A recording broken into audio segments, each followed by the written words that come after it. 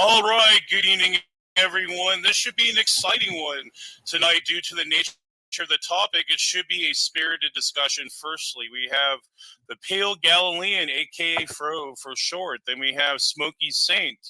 Both of these gentlemen ardently defend their viewpoints, which makes for an exciting discussion. I appreciate both of our debaters for engaging tonight, but before they throw down, I think it would be fitting for them to give a brief introduction about themselves for the audience. What you're up to, the name of your channel, etc. All right, how about we go with Smokey, since he's been here a few times and he's used to the channel. Cool. Thank you, Praise. Appreciate it. Yeah. Yes, I am Smokey Saint. I run my own YouTube channel, and it's generally an open forum type channel, open for challenges to the Christian faith and sound doctrine. I open invitation up on each one of my streams with the link in the description for people to join, ask questions, or give challenges. I am a Christian. I am a Protestant, but I do adhere and respect historic Christian orthodoxy.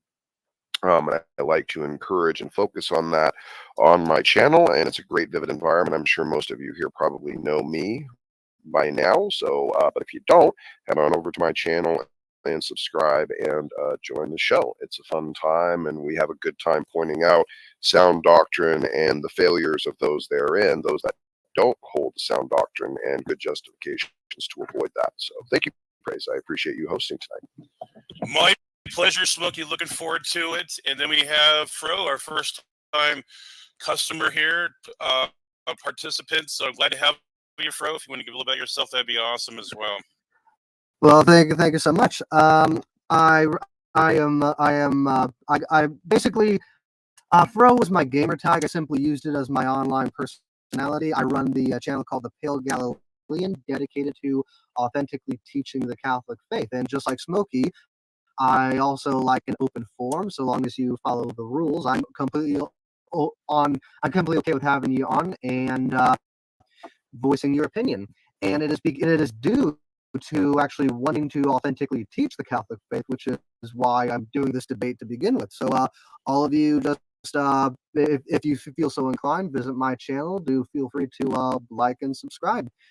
And with that, I am a Roman Catholic. I converted at 19 years old, and I've been thoroughly convinced of the truth of it from that time.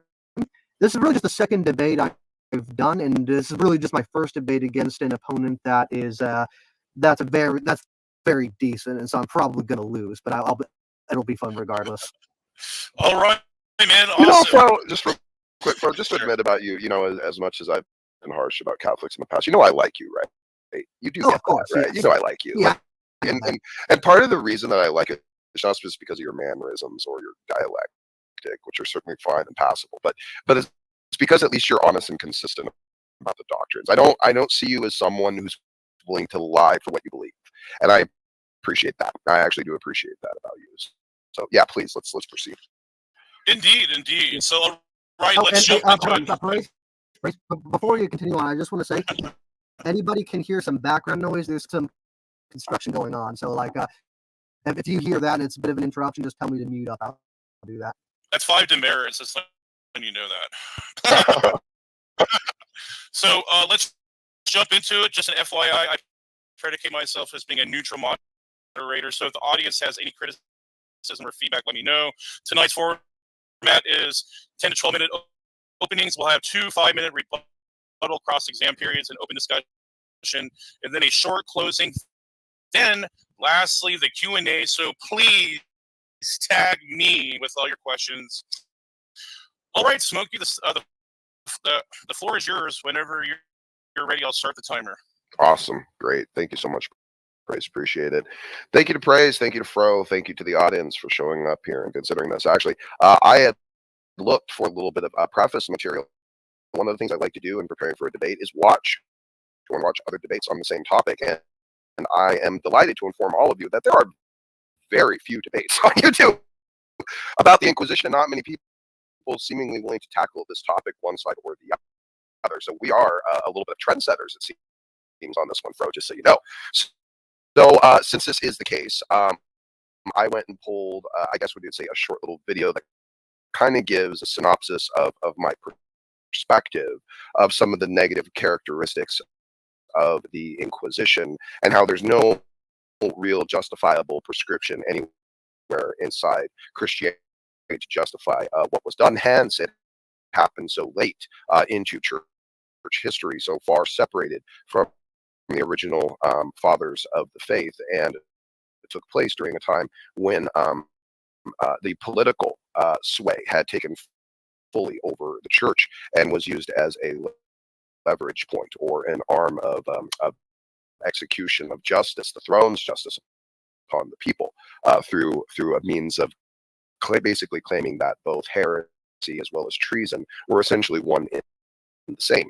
And this is a manifestation, a problem of the Catholics' own creation, that they had to create a bloody problem. So, but if I could, Praise, I'd just like to share my screen, share this video, and I'll have a few final points to round up before I concede my rest of my time to Fro for his opening. And my screen is ready. There we go.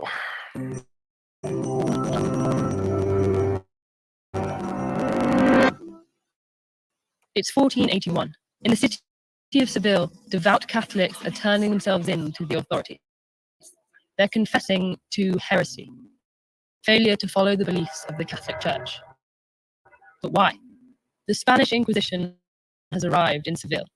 The Inquisition began in 1478, when Pope Sixtus IV issued a decree authorizing the Catholic monarchs, Ferdinand and Isabella, to root out heresy in the Spanish kingdoms, a confederacy of semi-independent kingdoms in the area that would become the modern country of Spain. Though the order came from the church, the monarchs had requested it. When the Inquisition began, the Spanish kingdoms were diverse, both ethnically and religiously, with Jews, Muslims, and Christians living in the same regions. The Inquisition quickly turned its attention to ridding the region of people who were not part of the Catholic Church. It would last more than 350 years. On the ground, groups called tribunals ran the Inquisition in each region. Roles on a tribunal could include an arresting constable, a prosecuting attorney, inquisitors to question the accused and describe, a grand inquisitor, a member of the clergy selected by the king and queen, almost always led a tribunal. The Inquisition marked its arrival in each new place with an edict of grace. Typically lasting 40 days, the edict of grace promised mercy to those who confessed to heresy. After that, the inquisitors persecuted suspected heretics on the basis of anonymous accusations. So the confessors in Seville probably didn't see themselves as actual heretics. Instead, they were hedging their bets by reporting themselves when the consequences were low, rather than risking imprisonment or torture if someone else accused them later on. They were right to worry. Once the authorities arrested someone, accusations were often vague, so the accused didn't know the reasons for their arrest or the identity of their accuser. Victims were imprisoned for months or even years. Once arrested, their property was confiscated, often leaving their families on the street. Under these conditions, victims confessed to the most mundane forms of heresy, like hanging linen to dry on a Saturday.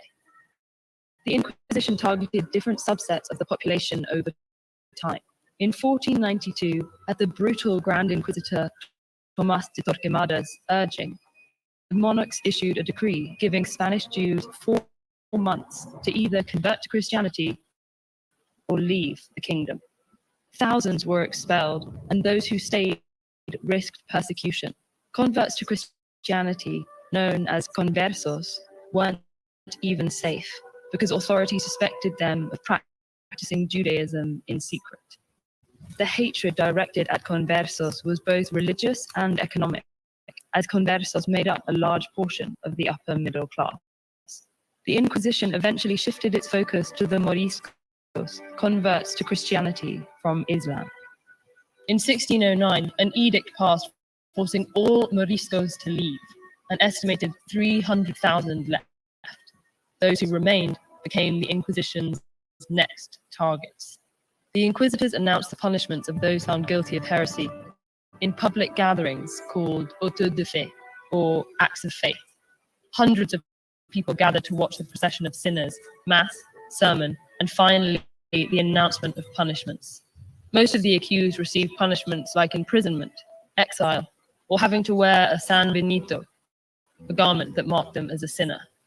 The worst punishment was relaxado en persona, a euphemism for burning at the stake. This punishment was relatively uncommon, reserved for unrepentant and relapsed heretics. Over 350 years after Queen Isabella started the Inquisition, her namesake, Queen Isabella II, formally ended it on July 15, 1834. The Spanish kingdom's dependence on the Catholic Church had isolated them, while the rest of Europe experienced the Enlightenment and embraced the separation of church and state. Historians still debate the number of people killed during the Inquisition.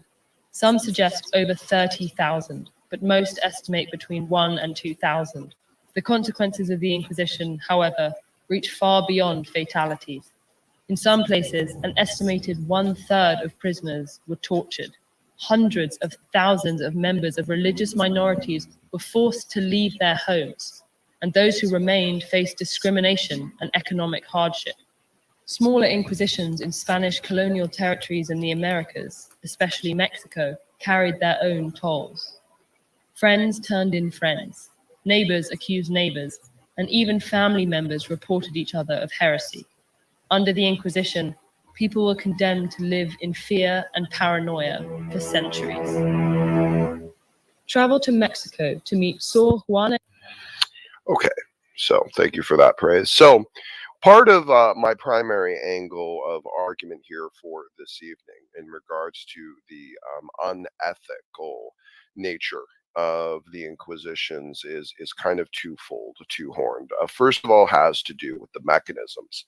Mechanisms were incredibly grotesquely unfair, cajoling people, as it said here, to basically confess to even mundane things, keeping the accusers hidden, anonymous, people not actually knowing the charges they're being brought towards, and therefore end up confessing to a whole number of various things, whatever they think the inquisitor might want to hear, or whatever they think someone might have possibly accused them of, and run to the opportunity to actually confess. Why? Because if they were accused and found out and then charged after the fact and didn't confess, the punishment would be far worse, generally including torture and death.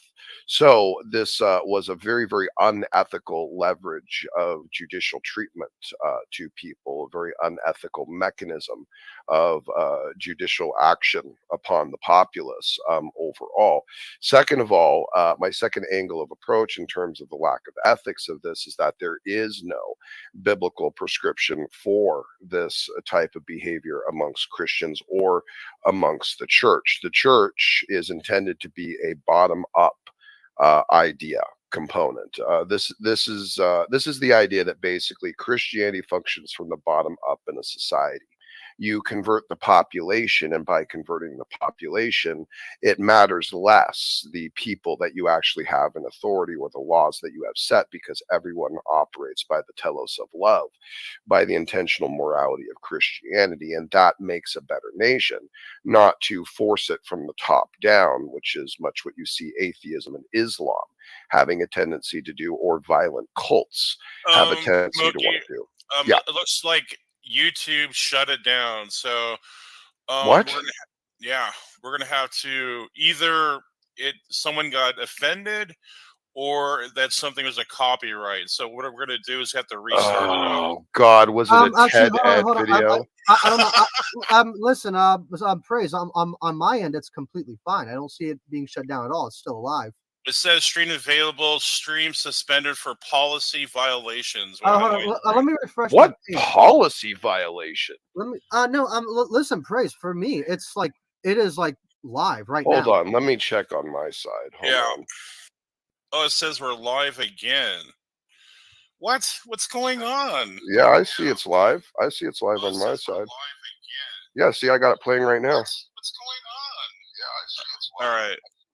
So we're gonna do, since it's back on now, it was off for a second. I'm serious. What that was weird. Okay, hold on. Chat. Did you all get Smokey's opening statement? Just type yes or no. It says we're back, so that's good. It says we're back, but did they even hear my statement? Yeah, no, that's what I want to ask the chat. Did y'all hear the did y'all hear Smokey's statement? Okay, Crimson Air said no. Takeaway says yes. Dwayne says no. Sparrow says okay. Gavin, you guys didn't hear any of it? No, some people heard it. They've heard it all. It Others stopped didn't. right. Oh, it stopped right after the video ended. Okay, all right. Okay, that might be the policy violation. Wow, Maybe. you can't even share TED Talk? What is going on? Great. Yeah, thanks, Kenny. Appreciate that. Awesome. All right, I think we'll give you about 7 minutes, Smokey. Well, no, just give me I'll try to repeat what I was going to say after the video. Just repeat what you said after the video. Probably just 4 or 5 minutes. 4 or 5 minutes is probably about right. Okay, I'll pick it up again. So anyway, to summarize, my primary method of approach here, or my primary angles of attack, are kind of twofold on this debate. First of all is to point out the mechanisms of the Inquisition being unethical by their structure and nature, because it was very, very unfair, judiciously inept.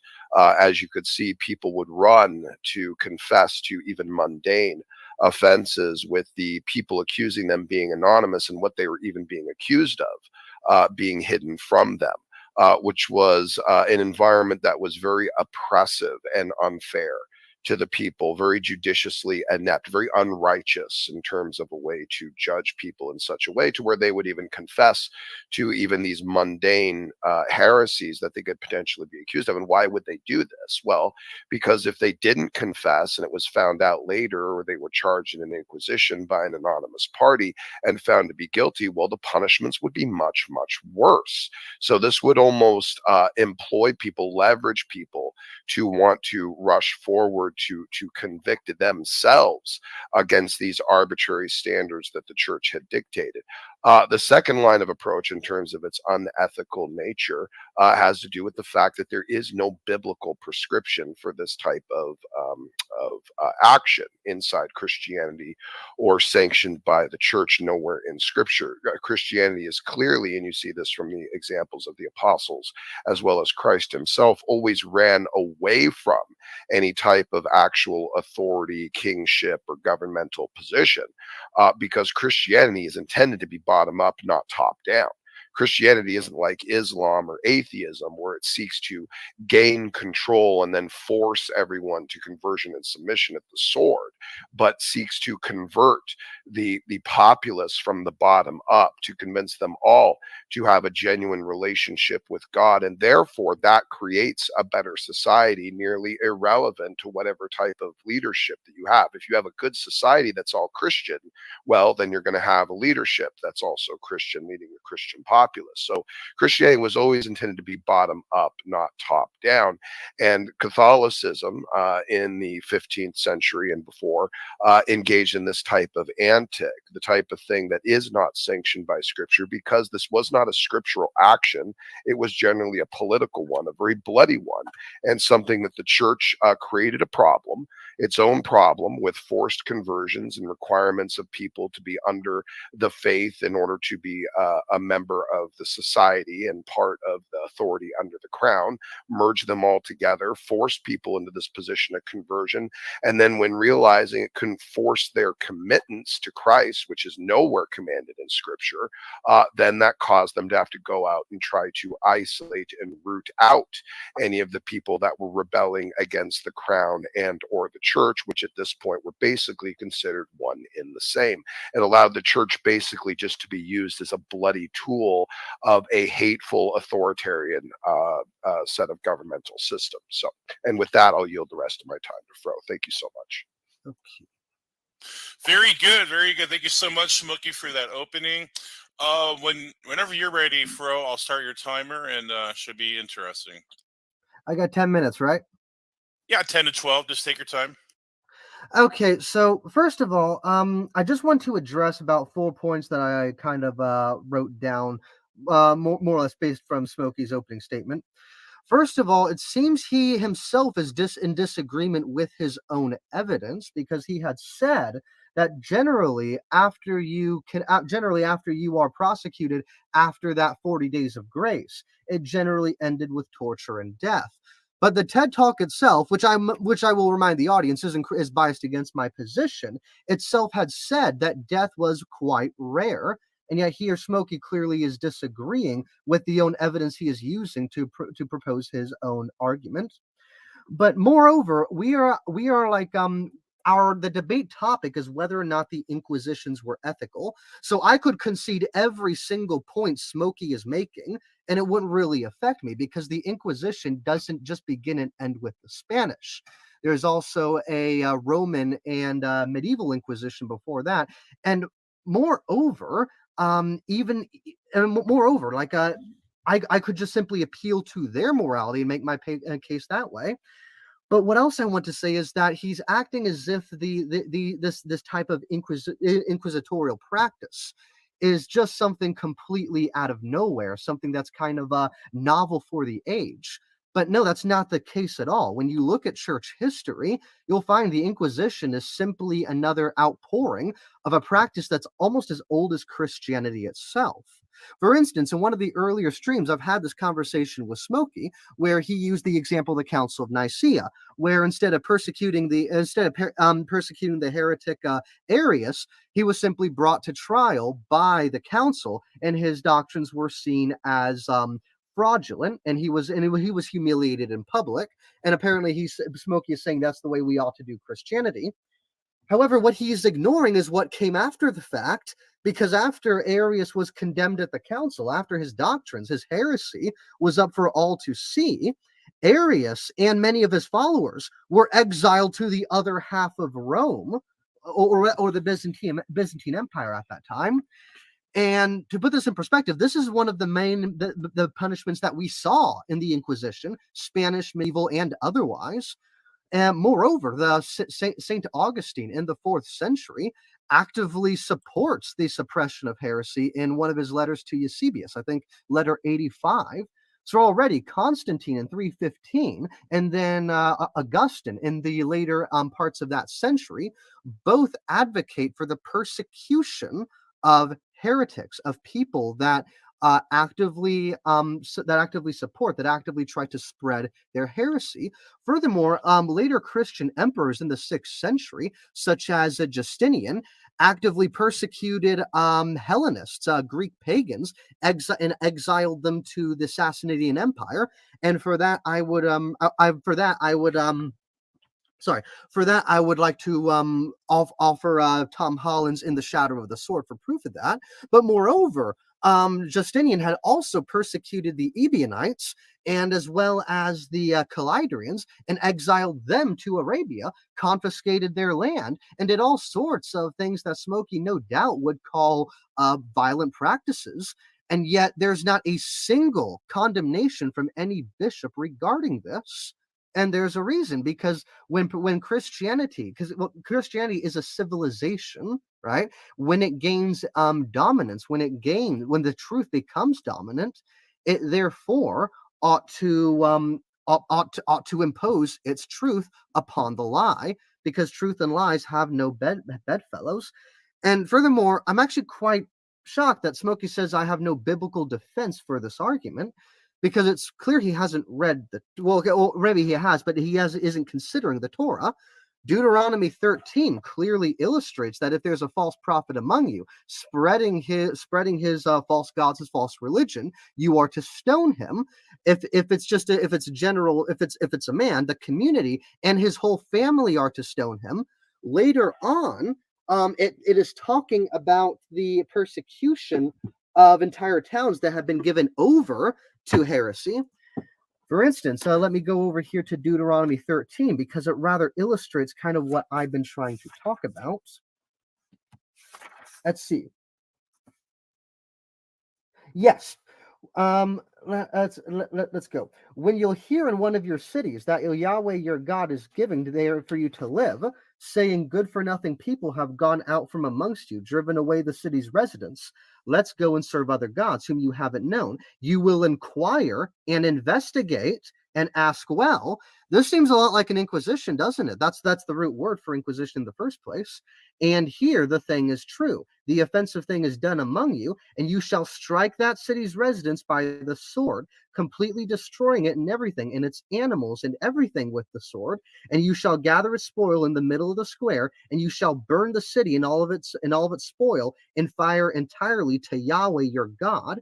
And it shall be a tell eternally. It shall not be rebuilt again. Suddenly the Inquisitions are looking a lot better, because this never happened in Christian Europe. What's going on here? This is one of the biblical precedents for the persecution of heretics. Later on in Ezekiel 9, it talks about marking all of the city's faithful with a tau, which is a letter of the Hebrew alphabet. Those are the people that mourn over the city's loss to idolatry, and then those same people slaughter all the ones that are open idolaters. Now, I am not saying that the old law needs to be applied dot for dot today, but that is to say that it is a moral commandment from God that is incumbent upon the secular state to impose the truth of Christianity against the lie of heresy. Now, none of this is to really say that heretics are simply to be persecuted everywhere they go at every given moment and opportunity, but rather its promulgation, its evangelization is something that must be combated. That's what is going on here. That is what the biblical precedence is setting, and that's what was understood from the earliest days of Christianity. The Inquisitions are nothing new or novel. They're simply an outpouring of what has always been understood within Christianity. And ironically, it's only been since the 19th century that this was even questioned. Even Protestant states in the 18th and 17th centuries were actively persecuting Catholics because they perceived them to be the heretics. Now, theologically, I disagree and morally disagree with the Protestant persecution of Catholics, but I understand the practice, because it's nothing the Catholic Church didn't think it had the authority to do based from Scripture and from the earliest authorities of church history. Moreover, in Smokey's evidence that he used against me, that TED Talk, it makes a very false dichotomy. It likes to think that Inquisition Spain wasn't a secular society. It was. It absolutely believed in the separation of church and state. In fact, I would offer everybody to read The Spanish Inquisition by Dr. Henry Kamen. He constantly illustrates the ways in which the Inquisition was butting heads with the secular authorities at the time, both local and monarchical. Although the Queen and King of Spain wanted the Inquisition, they didn't always get along. And moreover, this Inquisition was conveyed as a way of preserving Christian culture, because Spain was a relatively new country after their reconquest. It was a Muslim country for like 7 centuries up until this point. And so what the Inquisition was a way of driving out foreign culture away from a thoroughly Christian one. This is a objective good, because it stops it stops the commandments of Islam from being practiced on Christian soil, which both me and Smokey would agree is a very barbarous religion. Moreover, what's going on here, and what Henry Kamen ultimately says, is that torture itself was very, very rare. Now, it was used occasionally, but torture and death itself was often rare. In fact, even imprisonment is more akin to what we would call house arrest today, generally speaking. And going back more to the idea of the secular state, the TED Talk wants you to believe that Spain was somehow this theocracy, and the rest of the Europe just embraced the Enlightenment. That's not what happened at all. In fact, all the way up until the 18th and 19th centuries, right? The Enlightenment had no place. Like, there was no Enlightenment in the 17th century. We are talking about an age where you could be killed for simply existing as a Catholic on English soil. 2-minute warning. We are talking about an age where Martin Luther actively threatened to drown Jews, to drown them as a form of baptism, to drown them in the name of the Father, Son, and the Holy Spirit. This whole idea that Spain wasn't a secular society, that it was some theocracy, that the church completely ruled with an iron fist, is frankly straight out of the imagination of Enlightenment thinkers. And that's it.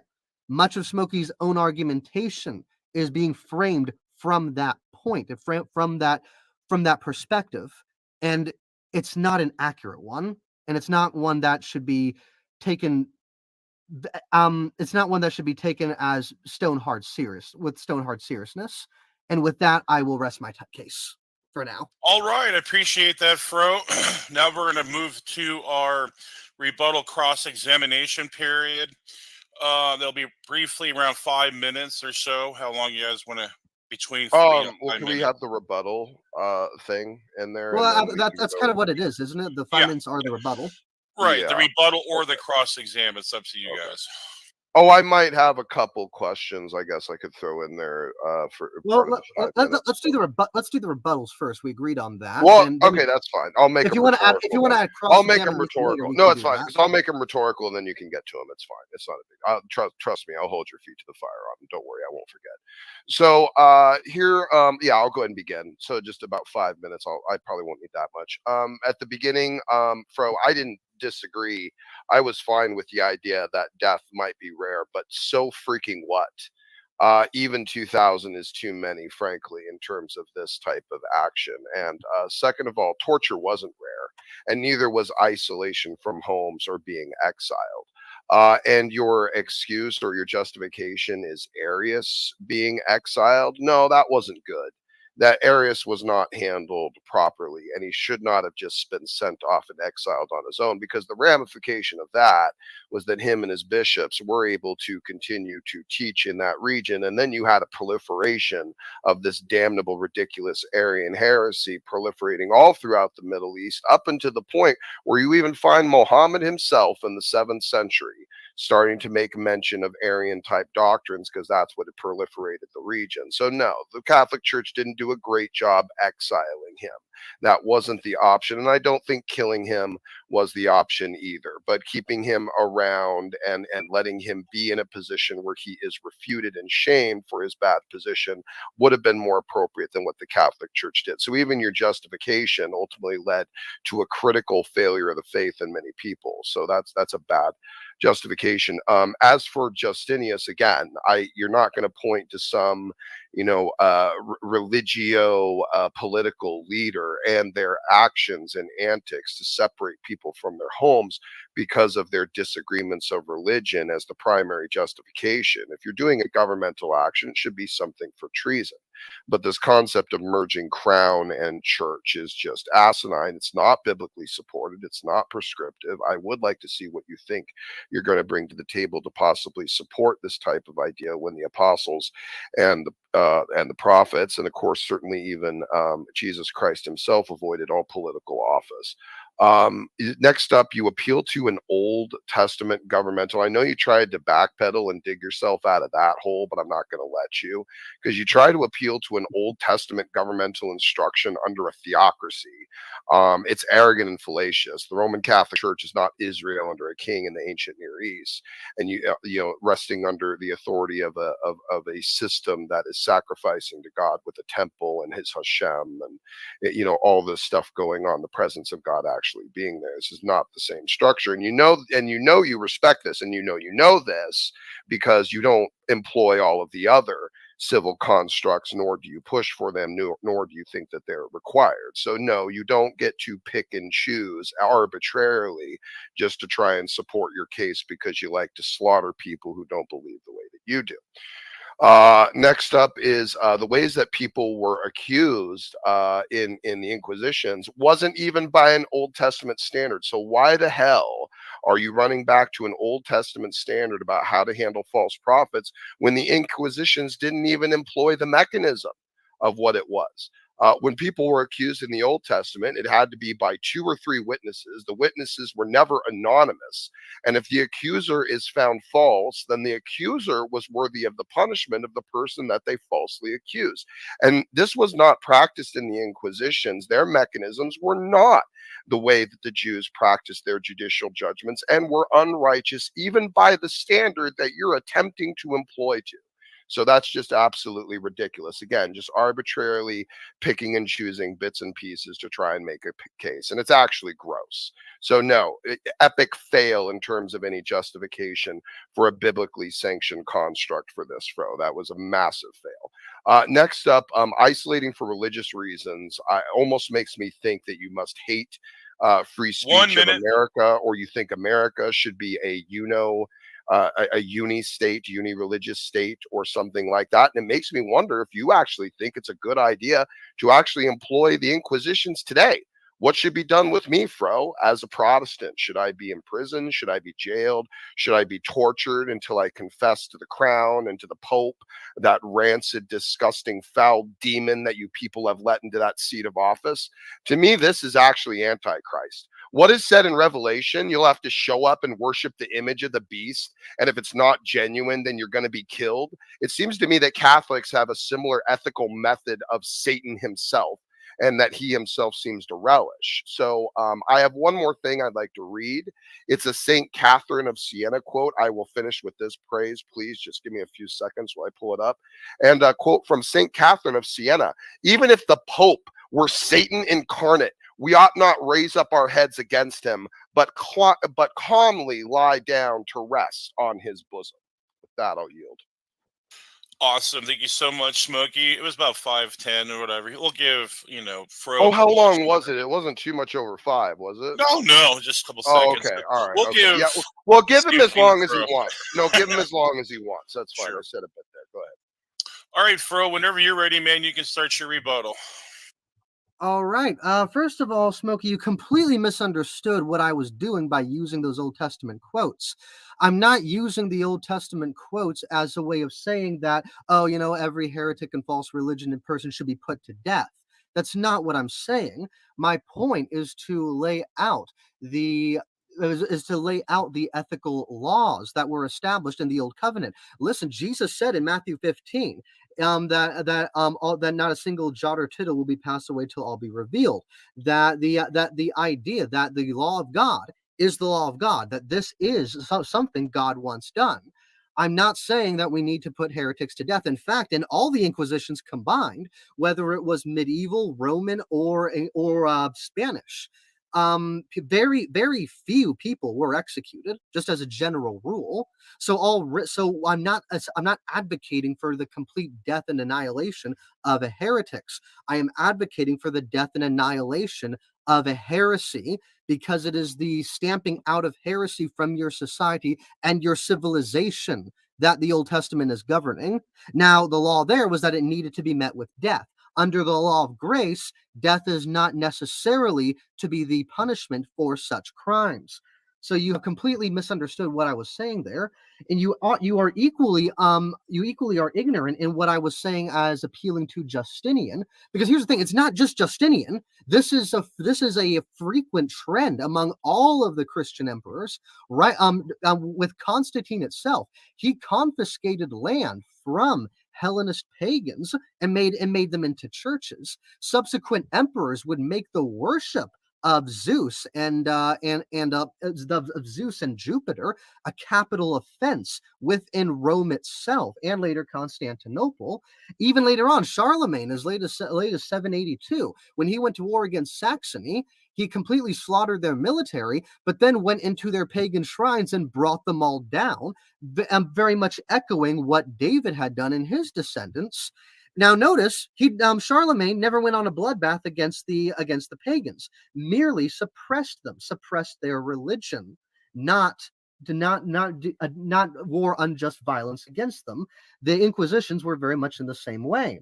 Furthermore, the way that accusations work with the Inquisition, you would be correct if the Spanish Inquisition was the only Inquisition. But, Smokey, there's more than just the Spanish Inquisition. You had the Roman and the medieval Inquisition, many of which actually copied each other. And oftentimes, the Inquisition was incredibly ethical for its day for introducing something that's called evidentiary prosecution, as in order to be prosecuted, there must be some level of evidence against you. In secular courts at the time, your innocence and guilt was decided entirely by a judge.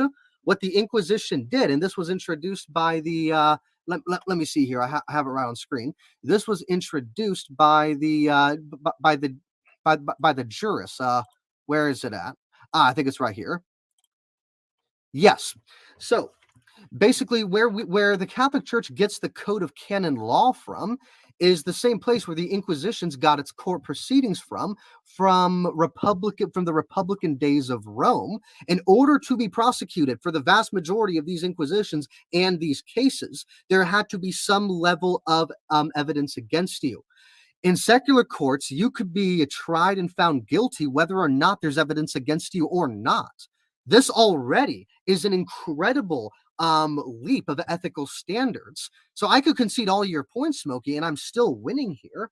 Furthermore, what you said is something about an American Inquisition. No, I would not be for an American Inquisition, and there's a reason. The Inquisitions, by and large, were geared heavily towards monarchy and operating within monarchical standards. For instance, there was also an Inquisition in Venice, and it was handled entirely by secular authorities. And then finally, you kind of destroy your own argument, or not really destroy, but you make yourself look really bad by bringing up St. Catherine of Siena. Whether or not she said that is completely besides the point. The idea of Satanism or Antichrist or the papacy has absolutely no room in this debate. This is not even a topic of discussion. So I think it paints you as dishonest in bringing that up, and I think you're better than that. And I'll yield my case for now. All right, very good, Fro. We'll now head into the cross-examination period. Same time, 5 minutes. Whenever you're ready, Smokey, we'll start that period.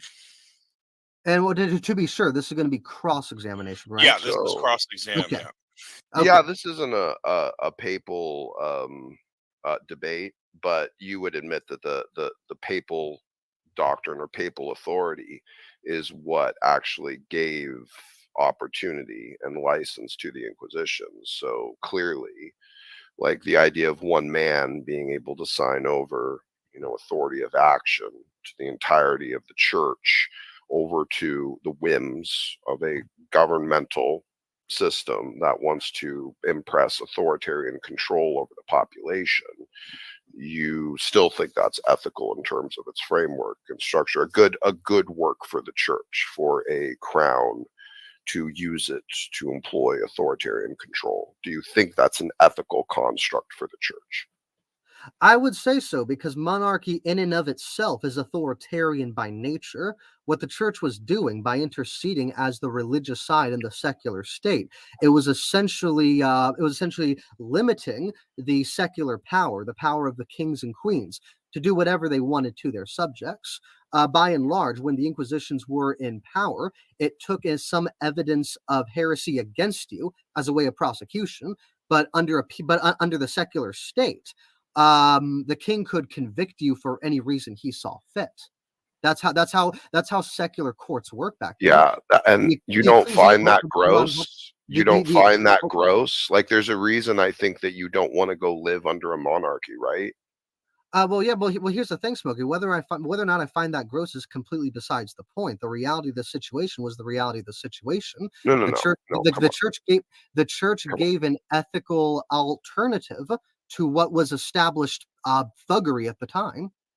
Yeah, dude, this is the thing. I feel like, I don't know if you're like running towards the argument or away from it or trying to deflect. I'm having a hard time getting you to like fixate on this, or maybe I'm just not doing a good job communicating.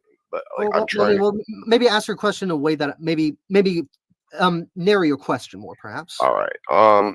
Here's what I'm trying to dig at here. I'm just going to lay it right out there for you. Put my cards on the table. Okay. I'm trying to get to some sort of idea of where you are anchoring some sort of objective moral metric. Because keep in mind, my concept of the idea of goodness and morality flows along the telos of love.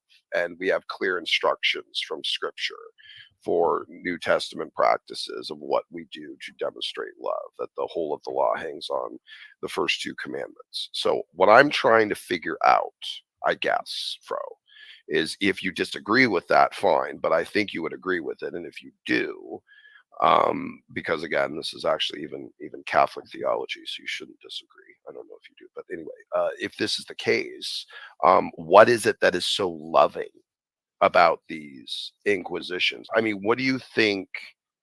Let me just ask it this way. What do you think the testimony is to torture someone to forced conversion?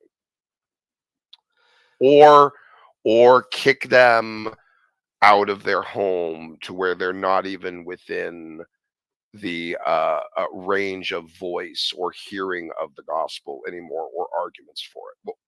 Where are you seeing love expressed in this? Well, first, you're framing that wrong. Especially, I assume you're talking in the context of the Spanish Inquisition. With the Spanish, it doesn't matter. Any of them. Take it for torture, exile, removal from the. I don't care. Take the lightest case you want if you want. Okay, but so I would like to hear how you think. Like, lots of Jews were killed. Lots. Okay, so I'll just go for the general overview. What happened? Hold on. Okay. What happened to the Jew who was killed by the church while being a Jew? Did he go to hell? Did he go to purgatory? What do you think? 1 minute.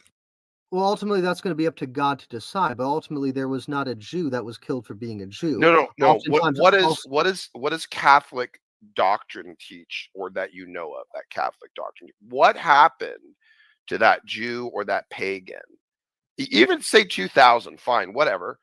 I'll give you 1,000, even, whatever. You want to cut it down because you think it makes your case, fine. But just answer the question.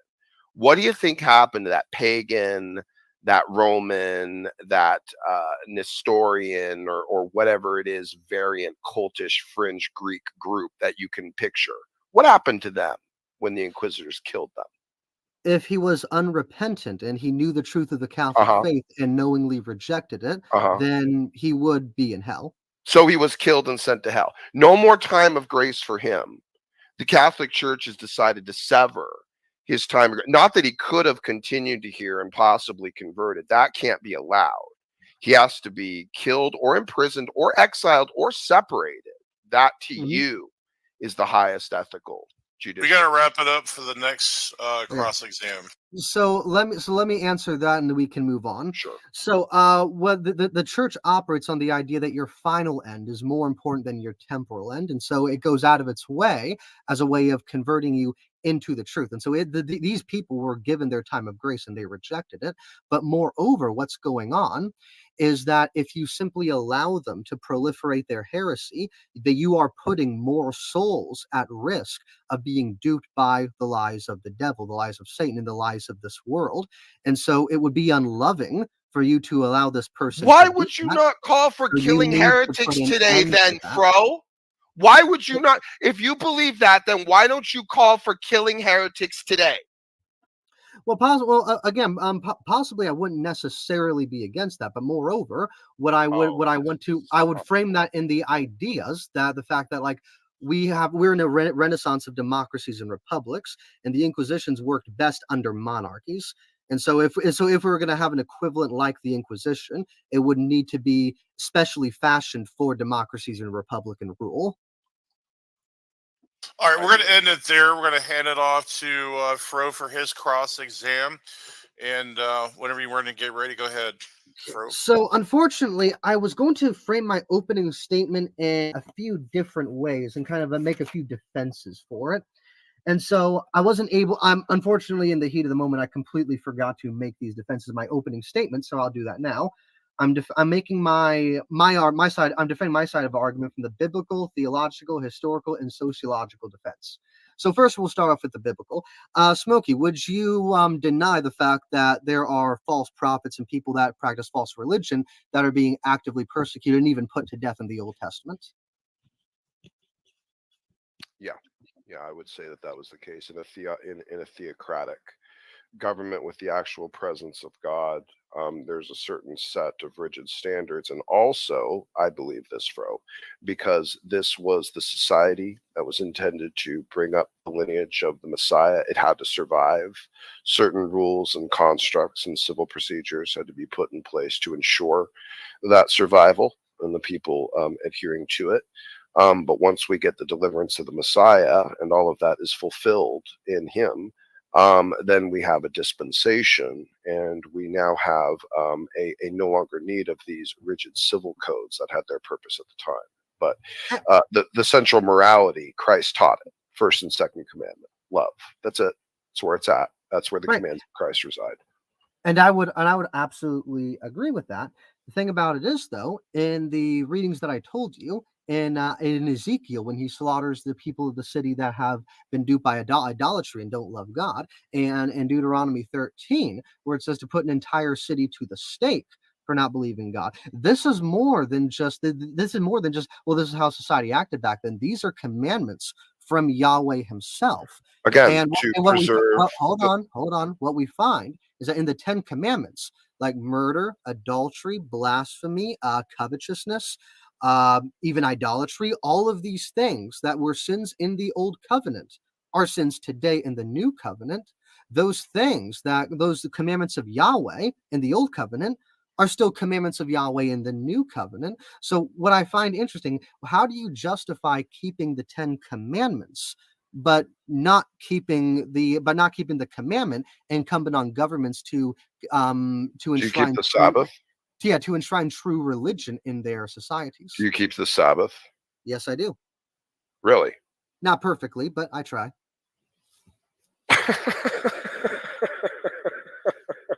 That's kind of my point. That's kind of my point exactly. Yeah, see, Fro, I'm not saying there's disdain for the Ten Commandments. God's law is good. God's law, especially as it's presented in the Ten Commandments as a format that was presented, it's not objective morality itself. The objective morality is what's behind it. It's what you see in the first two commandments, which is why the Pharisees were in error, because they had made the law oppressive. They had basically done what your cult, I guess I would call it at this point, would do, just for the time being, just for the sake of making it simplistic. Because basically you do want that type of authoritarian rule over tradition.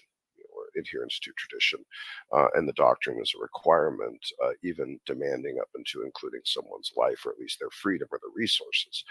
I don't think that this is actually ethically practiced. There was a theocratic system in place to protect the lineage of the Jews for the Messiah, and these are commands by God Himself for military conquest, because these regions would threaten the people, not religiously. The idea is that their presence there was grotesque. They were doing evil, vile things, and they were a threat to all of those around them. So don't appeal to a military demand by the God Himself and think that, to me, that the church has authority to basically claim to be God Himself and dictate to who is going to be tortured, imprisoned, or killed. I just don't think that's coherent. If God Himself gave those commands, then that's fine. But I do not recognize nor think, even you think, that even the Pope, even as the vicar of Christ, is actually able to dictate commands for the execution or the termination of life. If you do, I'm a little surprised and staggered. No, I wouldn't, because that would be a violation of state church power. But do me a favor, define Well, then that's theocracy. my point. Define theocracy for me. Well, sure. I would think the only theocracy that ever existed. No. I'm not asking you to describe a theocracy. Define what that word means. Well, that would be a governmental rule under God, under a God. God is actually the governing authority. Okay, so where in Catholic history has the church claimed to have been God Himself? Nowhere. That's why your argument falls apart. Okay. That's why So, you saying so, that I so can employ, when you use an example of saying God said go wipe out these people, and then you're saying, oh, well, then we have the right to go wipe out these people. That's literally what you're doing. I never said that. Listen, But that's what you're doing. I'm telling you that's what you're doing when you're making that argument. When you go back to the Old Testament, like, well, God said, go wipe out these people that are doing this thing in this region with this practice. And you're well, like, okay, so it's okay when my church says to go wipe people out. That's literally the argument you're making. And here's the issue, Smokey. So you just concede. You're not understanding the Deuteronomy 13. Because when Yahweh is speaking, this is not a foreign people that are being wiped out. It's not like a town of like Jebusites that are to be wiped out if they're finding to commit idolatry. These are Israelites in an Israelite town with land that Yahweh is giving them. Okay. As in, this All right, is guys, something I'm that, just gonna jump in really quick. We're gonna keep it free flowing and organic here. Just continue on. That's the end All right. of the cross exam. Just go ahead and continue though.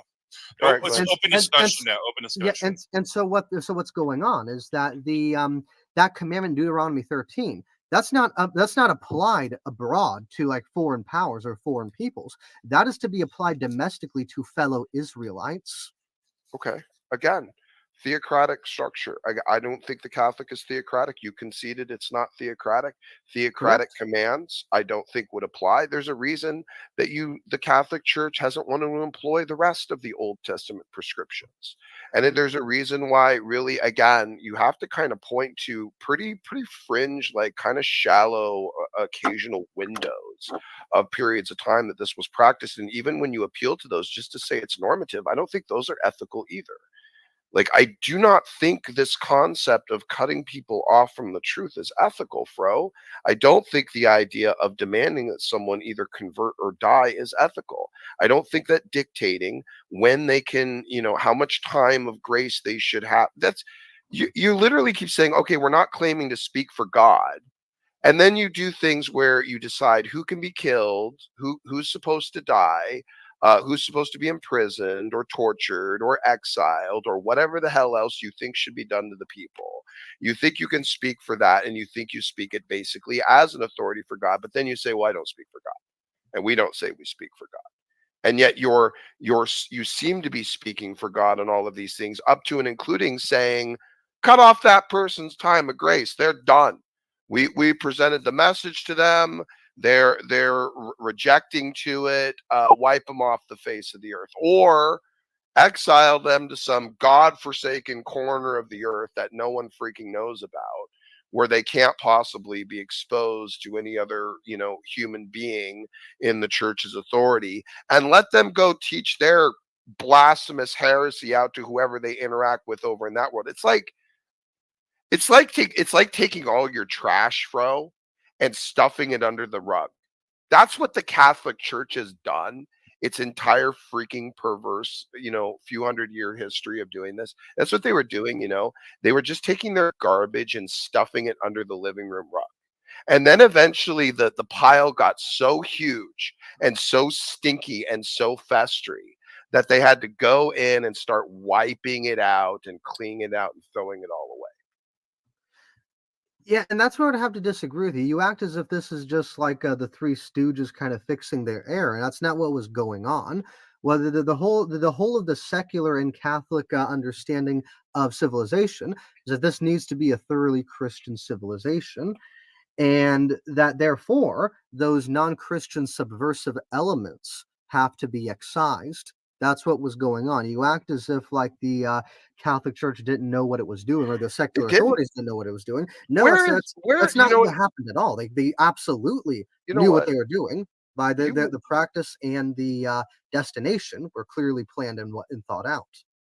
you went to you went to the Old Testament. I'm not surprised too. This is the Torah observance to this to me. It irritates the crap. But you went to the Old Testament like right away to try and find a Correct. prescription for this. And then when I challenged you about the judicial nature of the Inquisitions, whether or not they were even biblically ethical, and they weren't even by Old Testament standards, then you went to Rome. Like, well, they emulated Rome though. Like Well, as yes, if they did. that's like, well, so what? Well, Like because the it still sinks your point the that you were fact of the matter. trying to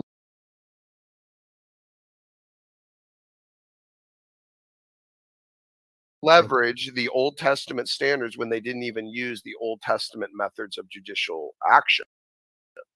So like, oh well, they used Rome. I don't care if you make the argument. Well, the Old Testament seems to have a prescription that the Catholic Church can do this. Okay, well then why not follow that actual mechanism and standard? Because it wasn't about that. It wasn't about this is the thing that makes it perverse, Phil, because it wasn't about what you guys were doing it about as it was in the Old Testament. And again, I made this clear about sanctifying the nation, keeping them secure and safe for the sake of the deliverance of the Messiah, and keeping perversions away for that specific purpose, because that was going to save the entire world. And they were in a military region. I mean, they were in a region prone with a lot of military activity, marauders and invading Mhm. nations and all this other stuff. They had to be preemptive generally, Correct. and they had to be preemptive to errors and dangers, and they were ruled by God. So when God said, go wipe these people out, well, that's because God has all of that foreknowledge, and he knows the consequences and everything. I think many of the things that the Catholic Church did that it thought it was right in terms of an inquisition ended up backfiring or leading to something worse than what it could have had if they had done it differently. So that's what So, I think. can I ask a question real quick? Sure. How do you reconcile then that essentially for the whole of Christianity, from some of the earliest authorities on it, Mm. don't really share your opinion? Again, when the Roman emperors were basically ousting heretics from their lands and exiling them, when I don't think Augustine that was himself, well, ethical again, either. hold on, when I Augustine don't think himself, that was ethical either. well, again, Why are you bringing it up? because there was never an outcry from any bishop. In fact, these actions were quite praised. Like for essentially, this is a practice that was praised from almost the origins of Christianity itself. So how do you reconcile that you're kind of at odds with essentially the whole of Christianity up until the 19th century? What are you talking about? No, you're trying to make it sound like the idea of exiling people for religious differences is normative and therefore ethical. Like as if it was what regional by the way, that's not true. You might be able to appeal to a few pockets of cultures that thought that this was ethical, but then you're not going to find any type of teachings or writings where this was some sort of like unanimous appeal to positive treatment anywhere in the first 500 years of church Christianity.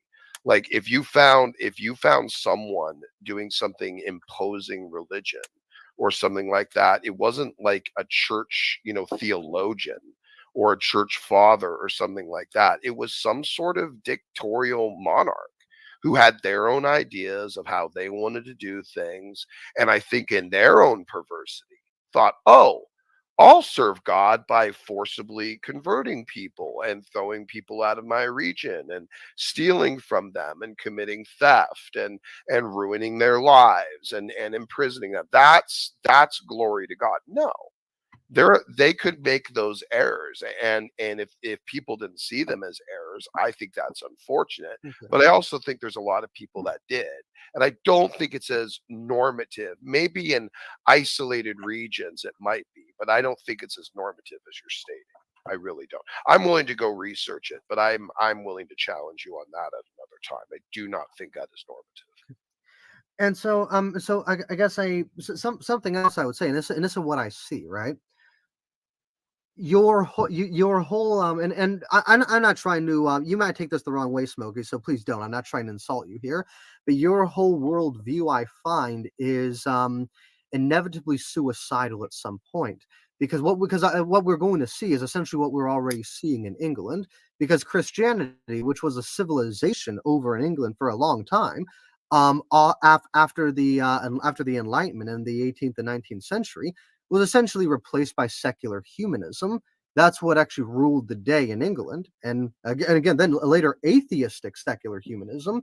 And so you basically had this whole idea of the Enlightenment philosophy that essentially replaced Christianity. And the problem is, right, is that it is a worldview that doesn't have desire, because ultimately one worldview, one religion, one culture is going to win out over all others, and it will be the one with more desire, the one that desires to take, the one that desires to rule.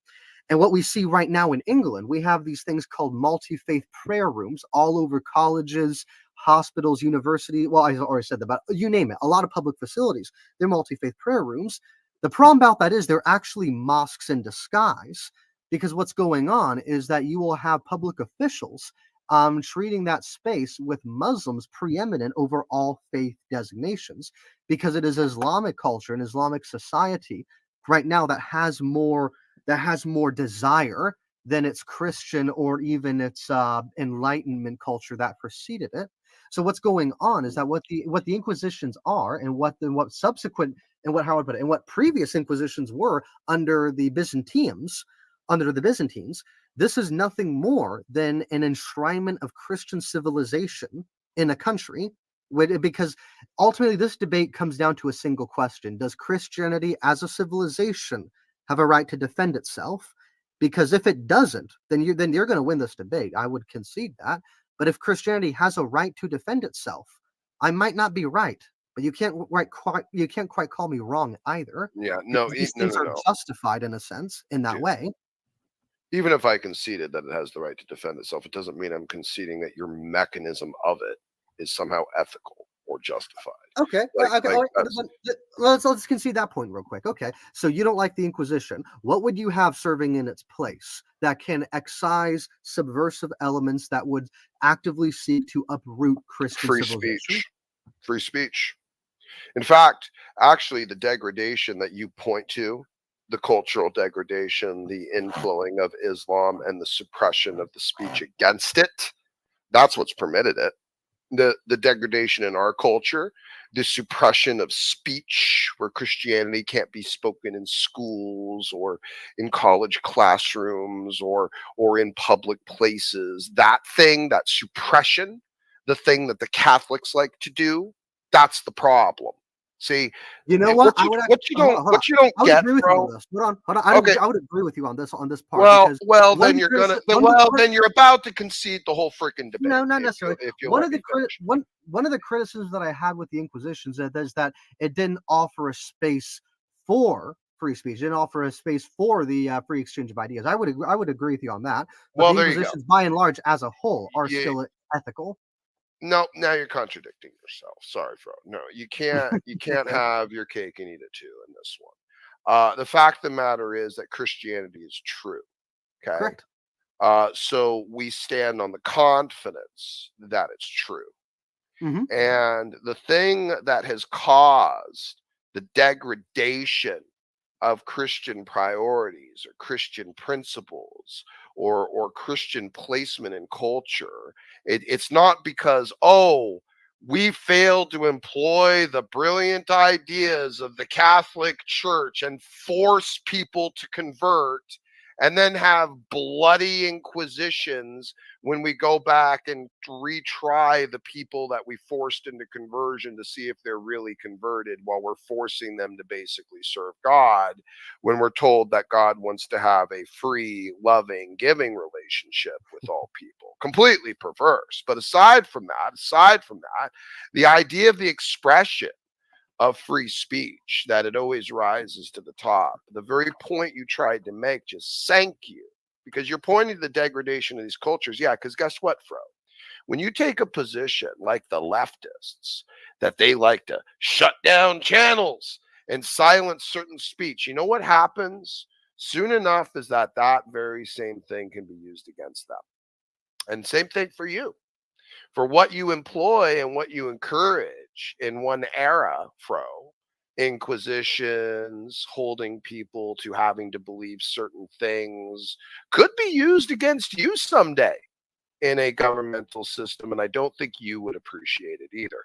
From a even basic empathetic golden rule level of treat someone the way you want to be treated, I think you can recognize that you would not appreciate having an oppressive governmental authority standing over you, requiring you to believe a certain thing, and suffer extreme punishments of your person if you don't. Sounds a bit like Islam, sadly, Fro.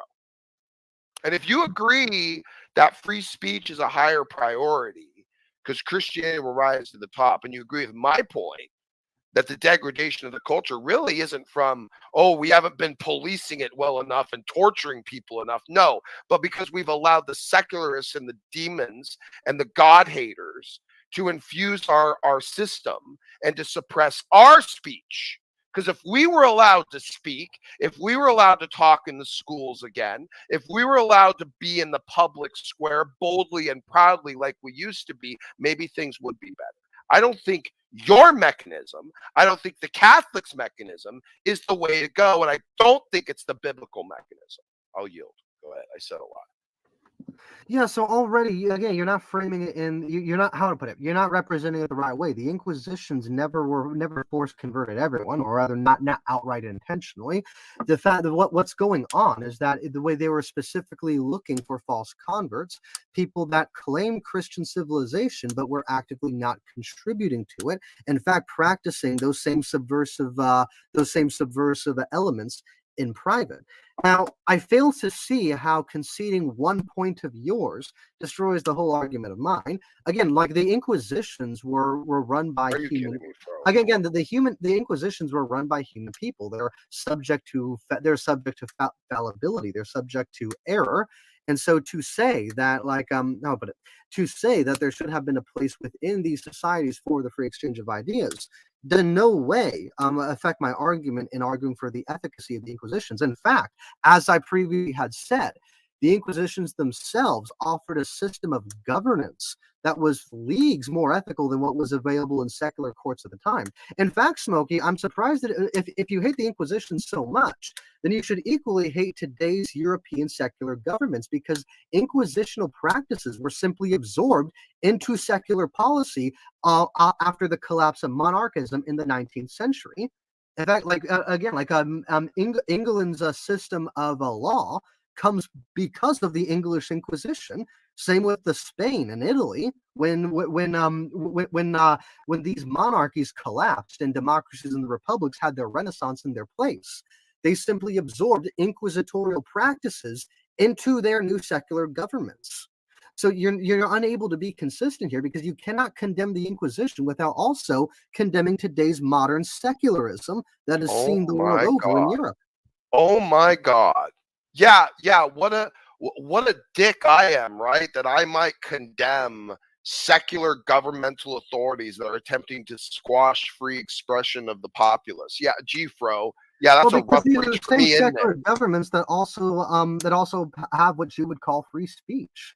You're the They same are secular not. government that, No, that would bro. offer you rights. Okay, you now think? you're conflating terms in your desperation. No, now you're conflating terms. Okay, You're how using a so? very That would be wide semantic range of secular. There is an idea of a secular government that preserves free speech, and there's an idea of a secular atheistic government that specifically does not, and it's extremely fascistic. And that is what you are seeing being the primary in the secular sphere over in Europe, not the one that preserves freedom of expression or freedom of religion. That is dying and being replaced by this Marxist version that's all about controlling and censoring. And the thing is, like, you're basically for that mechanism. You can't even say it's wrong. Like, you can't even, like, aside from your ideological difference as to which worldview is correct, you can't even point to the Marxists and say that fascism and silencing people is wrong. You really don't see a moral dilemma here for you? not necessarily. No. Oh my God. Here's the thing. All right, I'll tell you what. Let's do it. I'm about ready to rest my case, I think, on this final point, and then we can push. Shout out to Sparrow for that awesome super chat. Oh my gosh, someone else too kicked a huge super chat. Shout him out, Praise. Go ahead, James. James kicked you $100 there. God Yeah. bless you, James. Yeah, praise this is your Yeah, I channel. mean, Go ahead. it's amazing what they just did. God bless you guys, and God bless your you guys. generosity and your contribution to the channel mean a lot. So I want to keep providing, debates for you guys and bringing the truth to you guys, whatever, fellowship. But thank you guys. I just want to say it's amazing. But Absolutely beautiful, guys. Thank you for that. God bless you guys. Yeah, God bless you guys. That's outstanding. Beautiful stuff. Excellent. Yeah, Okay, well, shout out to James and Sparrow. Thank you guys. You're wonderful supporters of the channel, and we really appreciate you. That's great. I appreciate you being here and supporting Praise. He's a great guy, and this is a great platform, and I want to see it grow. So awesome, super cool. So I guess I'm ready to kind of, if you're okay with it, Fro, I'll just push into, I guess, my Your final closing? resting point, my closing, and Yeah, then make I'll your let you closing. You're good. close. And then we can take some questions if you're cool with it. So Deal. Let's do it.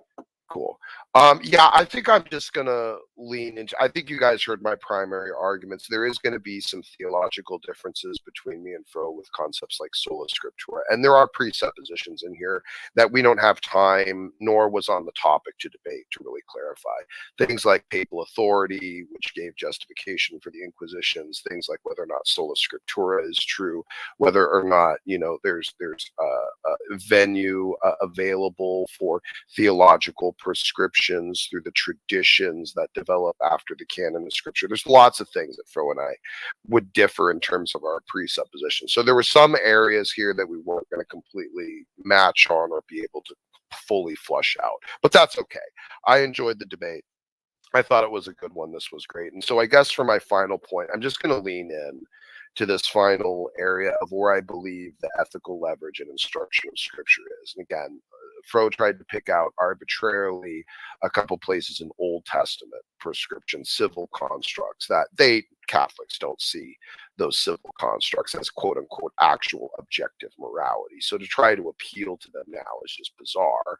They don't look at that for shellfish or bacon or clothes or any of the other civil constructs. They don't really consider it in that same vein. So to just arbitrarily pick, and then also, kind of sidestep the fact that none of the Inquisitions, at least that I'm aware of, ended up doing anything in terms of actually applying the Old Testament standard of judicial proceedings. They kind of just constructed their own, and they were generally secular in form and function, and that's all that Fro could ultimately do.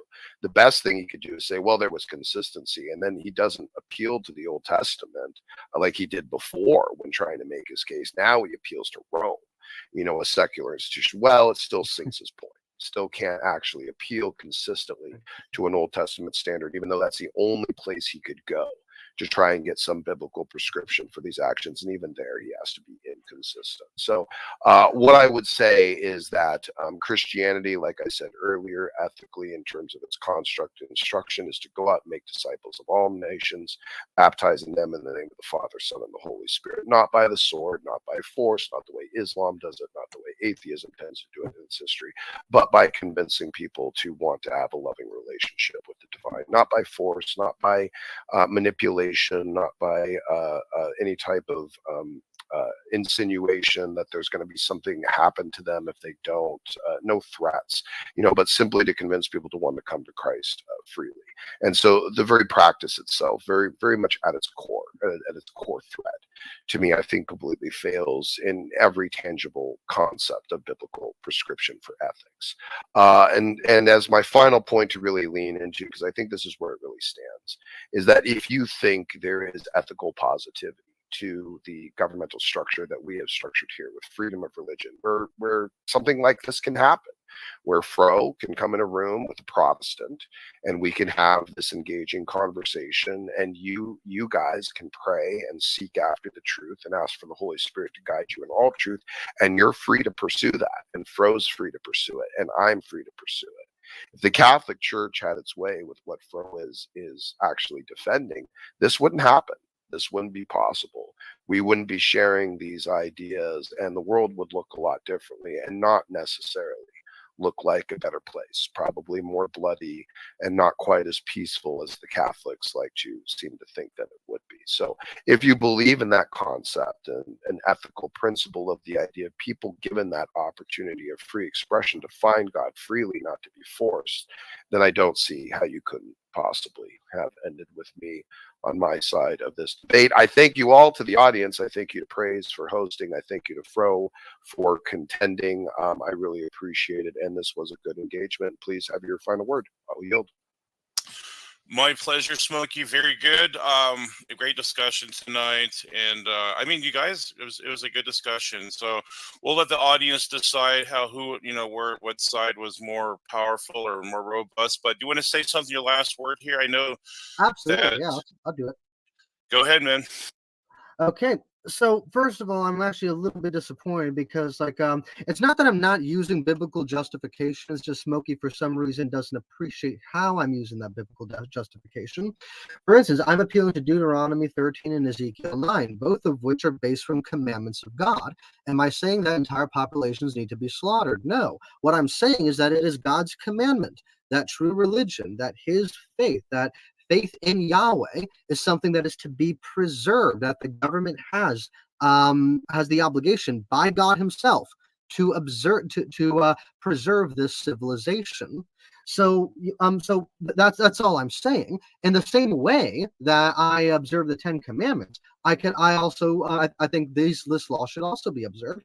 As far as dietary laws, Smokey asks as if they are still not binding. As a Catholic, you are bound to fast on Fridays, to fast on Lent. So dietary laws and different fasts, they are still in effect today, but under the law of grace, they are practiced differently. So already he's not being consistent in how these he's not being consistent in the fact that I'm not objecting to using biblical justification. It's just how I apply these biblical standards through the new law he seems to object to for some reason. Secondly, more theologically, in his own worldview, he is enshrining lie as the truth. This is where, listen, I'm not totally against the freedom of conscience, right? In fact, the church teaches that every man has freedom of conscience. But moreover, what the free speech as we have understood it now has given us is 50 million dead children and rising. That's what free speech has given us, because ultimately, whether you have free speech or not, this does not police the moral ethics of the nation. That the standards between the frontiers between heresy and orthodoxy are the ones that need to be constantly patrolled.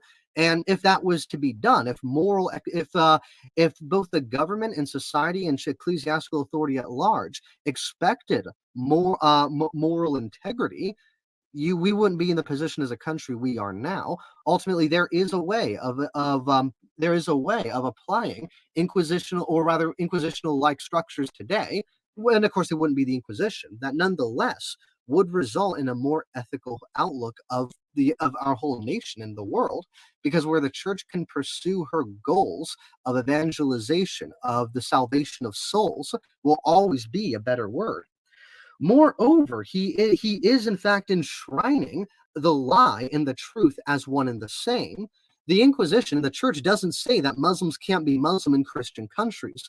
What we are saying is that your Islam, your Judaism, your pagan religions cannot be reckoned as truth. They cannot be reckoned on the same level or playing field as Christianity. Not that they can't be expressed. And finally, again, I just want to stress the Inquisitions are in fact absolutely nothing novel.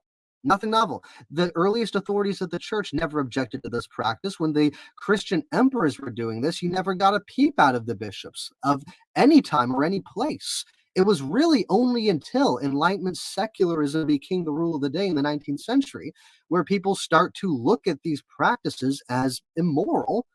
And myself, I'm not comfortable with allowing Enlightenment secularism to dictate how I practice Christianity. Now, Smokey might be. I'm certainly not. And I have a feeling I'm not really alone in this opinion or position. And with all of that, he's frankly, Smokey makes a good case, but he has also, I would say, failed to really pick apart mine as much as he claims to. So with that, I think I have my own case to rest. All right, guys, that was an intriguing and engaging discussion. A lot of stuff I learned. I'm sure the audience did as well. So we're going to head now into the Q&A session of this debate, and that concludes the debate. So I hope everyone enjoyed that. I certainly did. So we have several super chats to get to, and then we have a couple questions from the audience, if you guys wouldn't mind. So what happens is whoever it's addressed to, they can end with it. You know, I mean, it's just natural. Like if it's addressed to you, Fro, you can end with the last comment. So okay, hold on, but before we begin, sorry to interrupt, but I realized something to make this easier. I got to do something with my icon here. Hold on. There we go. Hold on.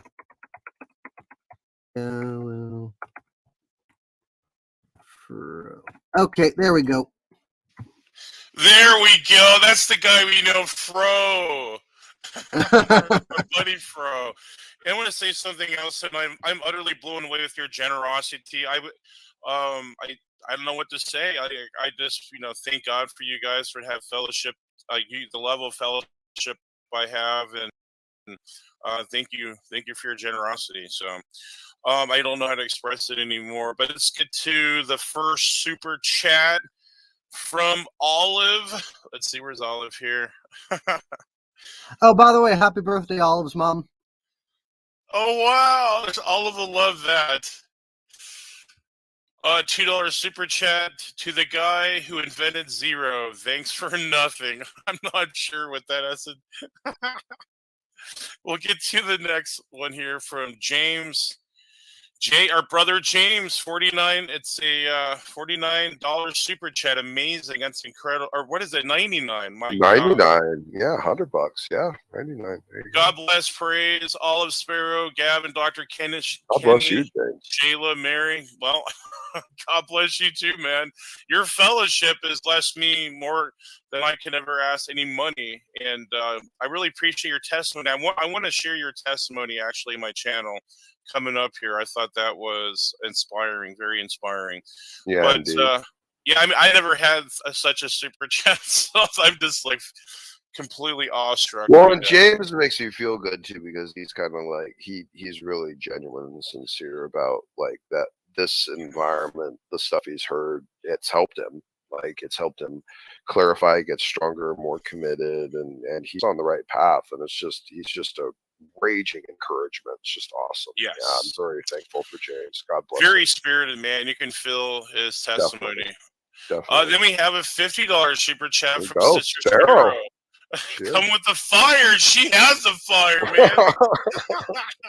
We saw that in our little clubhouse thing. But yes, you're a wonderful blessing, Sparrow. Thank you so much for your contributions and your generosity. I don't know what to say. I'm just awestruck here, blown away.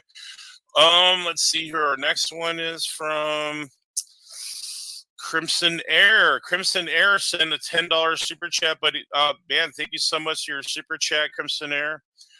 This is a question to both of you guys. Does Jesus' instruction to leave and dust off your feet when faced with rejection in Mark 6:11 explicitly denounce inquisitions that assume and exercise God's divine judgment? I don't know if I would say explicitly.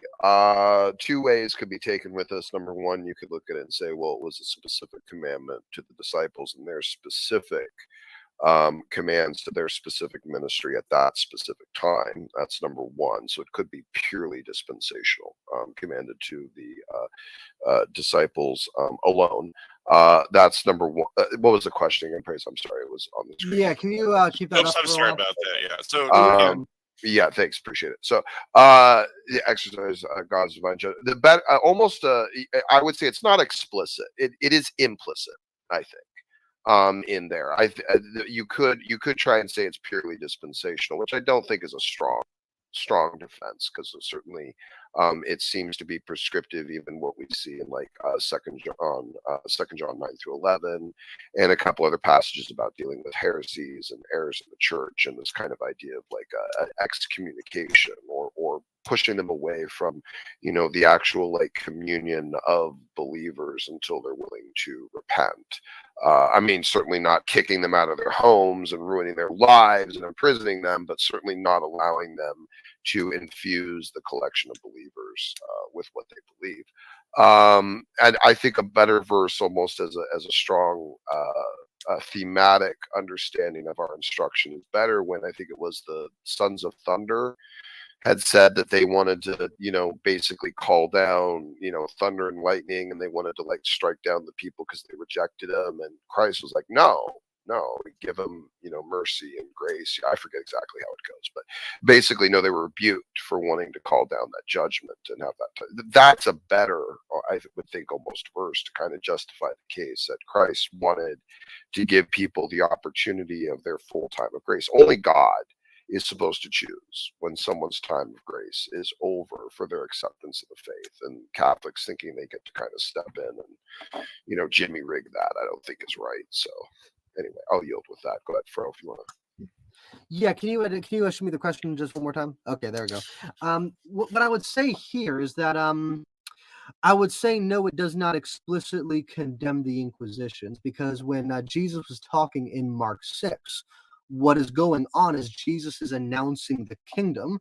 This is when Christianity was truly in its infancy, when Jesus was in the process of planting the seed. This doesn't account for what you do once Christianity gains dominion. And for that, for that answer, there was appeal to the tradition and the teaching authority of the church, and that's ultimately where these persecutions, these inquisitions, have been drawn up from. And so, no, Mark 6:11, just to make a long story short, in no way explicitly condemns the Inquisition. Now, like Smokey said, you can make an implicit, indirect argument with it, but nothing concrete. I appreciate that, Fro. So we'll head to this $10 super chat. Thank you so much, James. And you said, Olive and Gavin, your jokes are priceless. Yes, they are funny indeed. And again, man, thank you so much for your generosity tonight. And we'll head to Olive for his $2 super. If praise were a fruit, he would be a fine apple. At least there's see the word fruit there and use with me. At least that has some substance to it, because I don't like that word fruit, but she used it in a way that made that was at least somewhere it's in a good way there. So I think we are done with the super chat. Nope, James throwing in the love again. James threw in another one. He's got some flowers for Olive's mother, and that's sweet. I don't even. I mean, this is just mind blowing. Make sure you hook up Olive's mama with a nice bouquet. Oh yes, for sure, absolutely.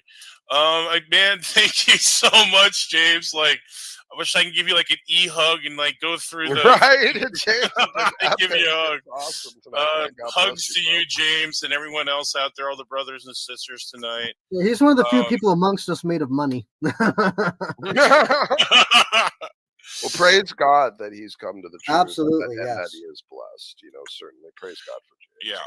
And I mean, what to give back? I mean, yeah, whatever we'll just give back to. If people need it, we'll just try to help people out. So, that ends the super chats. We'll go now to the regular questions.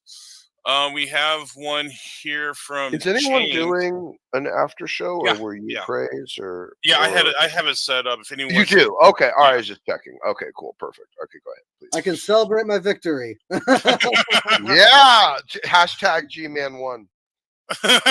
G-Man one. Yeah.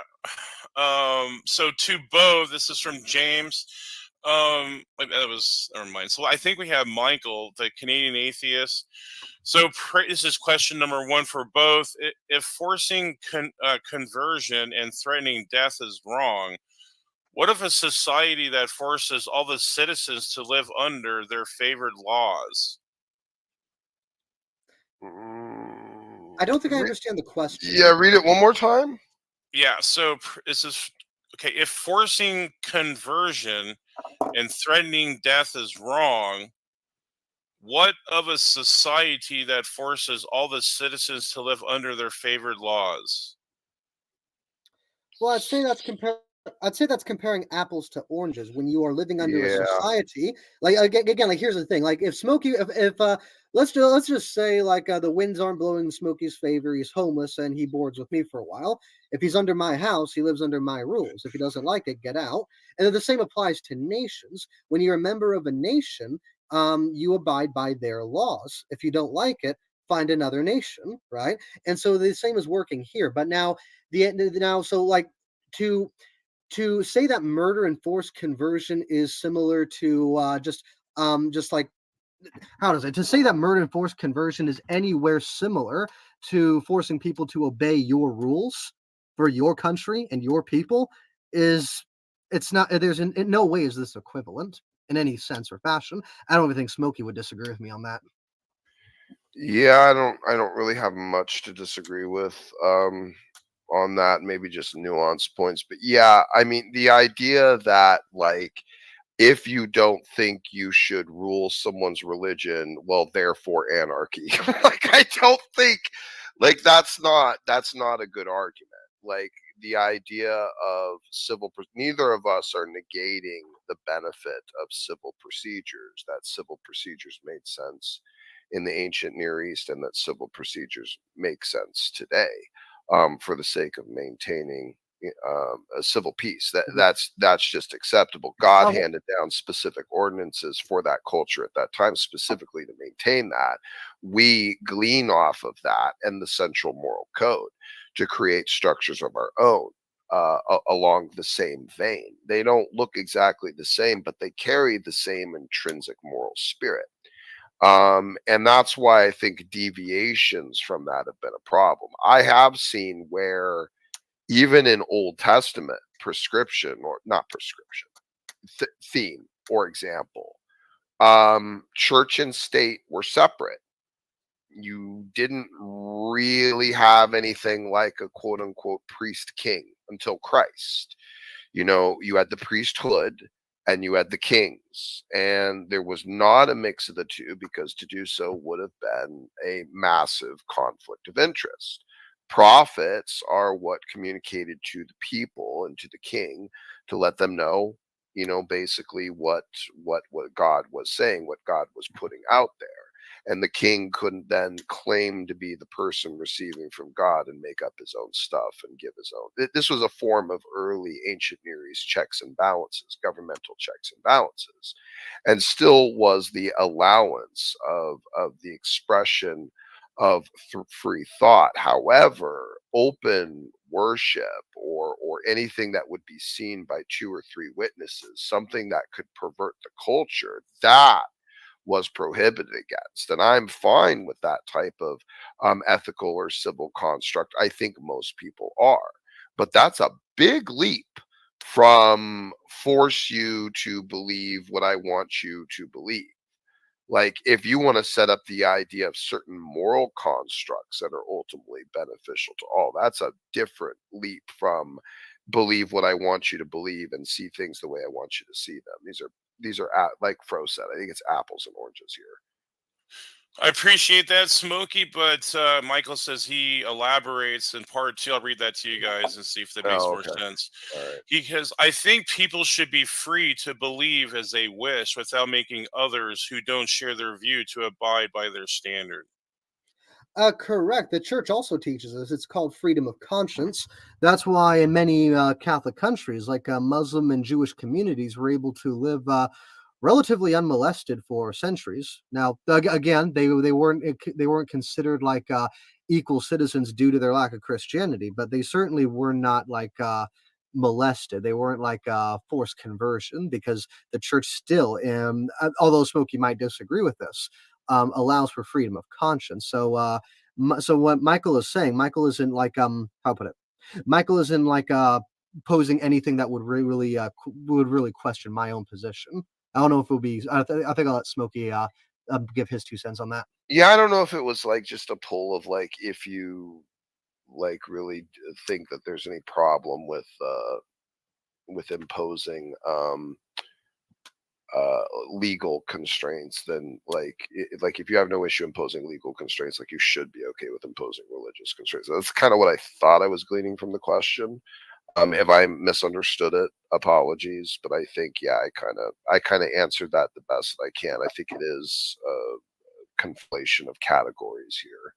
I think it is a bit of a category error to make this claim, because these are, whether or not you enforce a belief, it's a moral question. Like, and the moral question fits within the set of constructs that you would fit in society. So you have to answer the question: is it moral to enforce through a societal governmental law, someone's belief?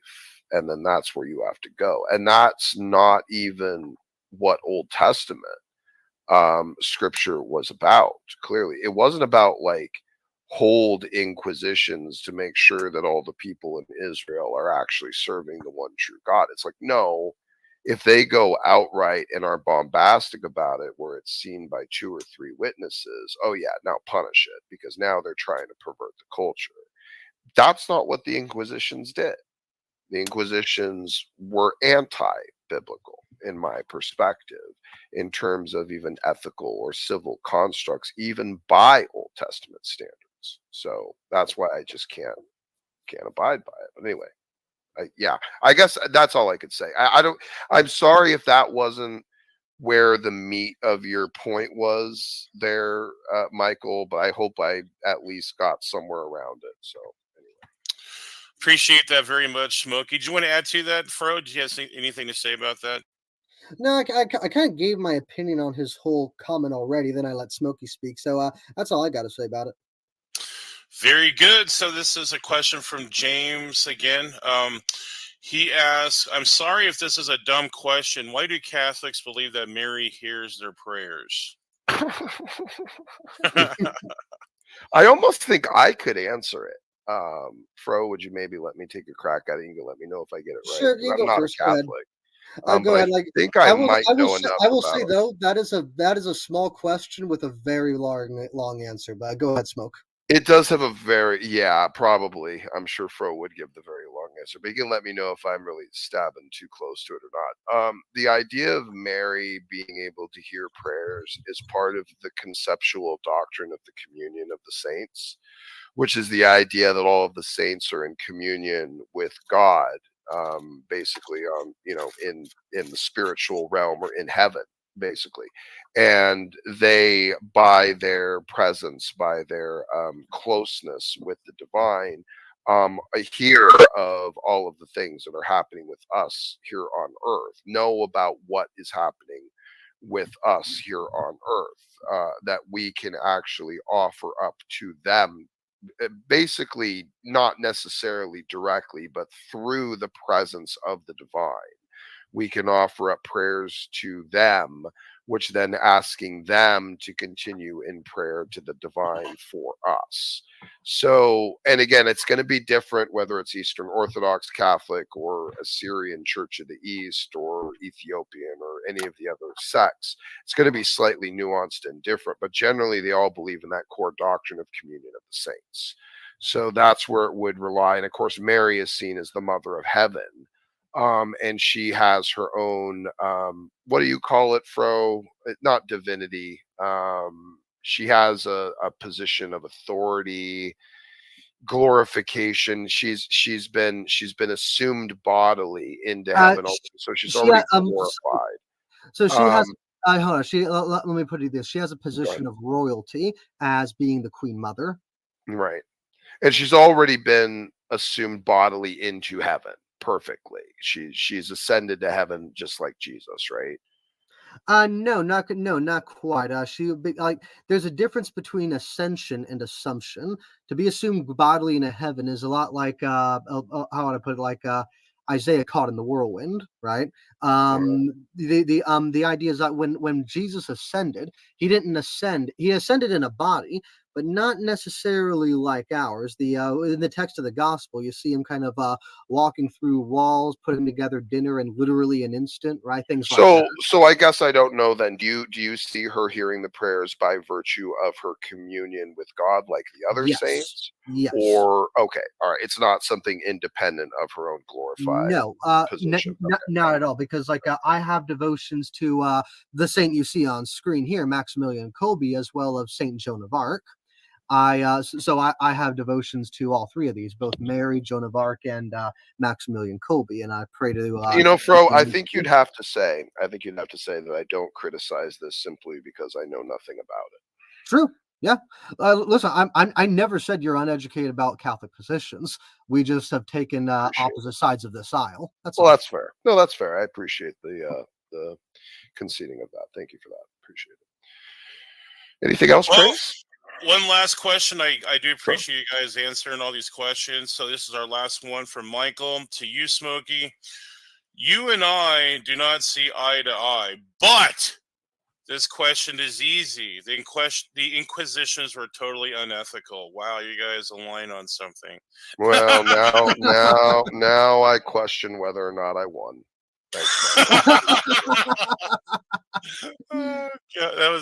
That's like when the raging atheist comes in, is like, hey, that's a good point. Like, oh, it must not be. Sorry. No offense, Michael.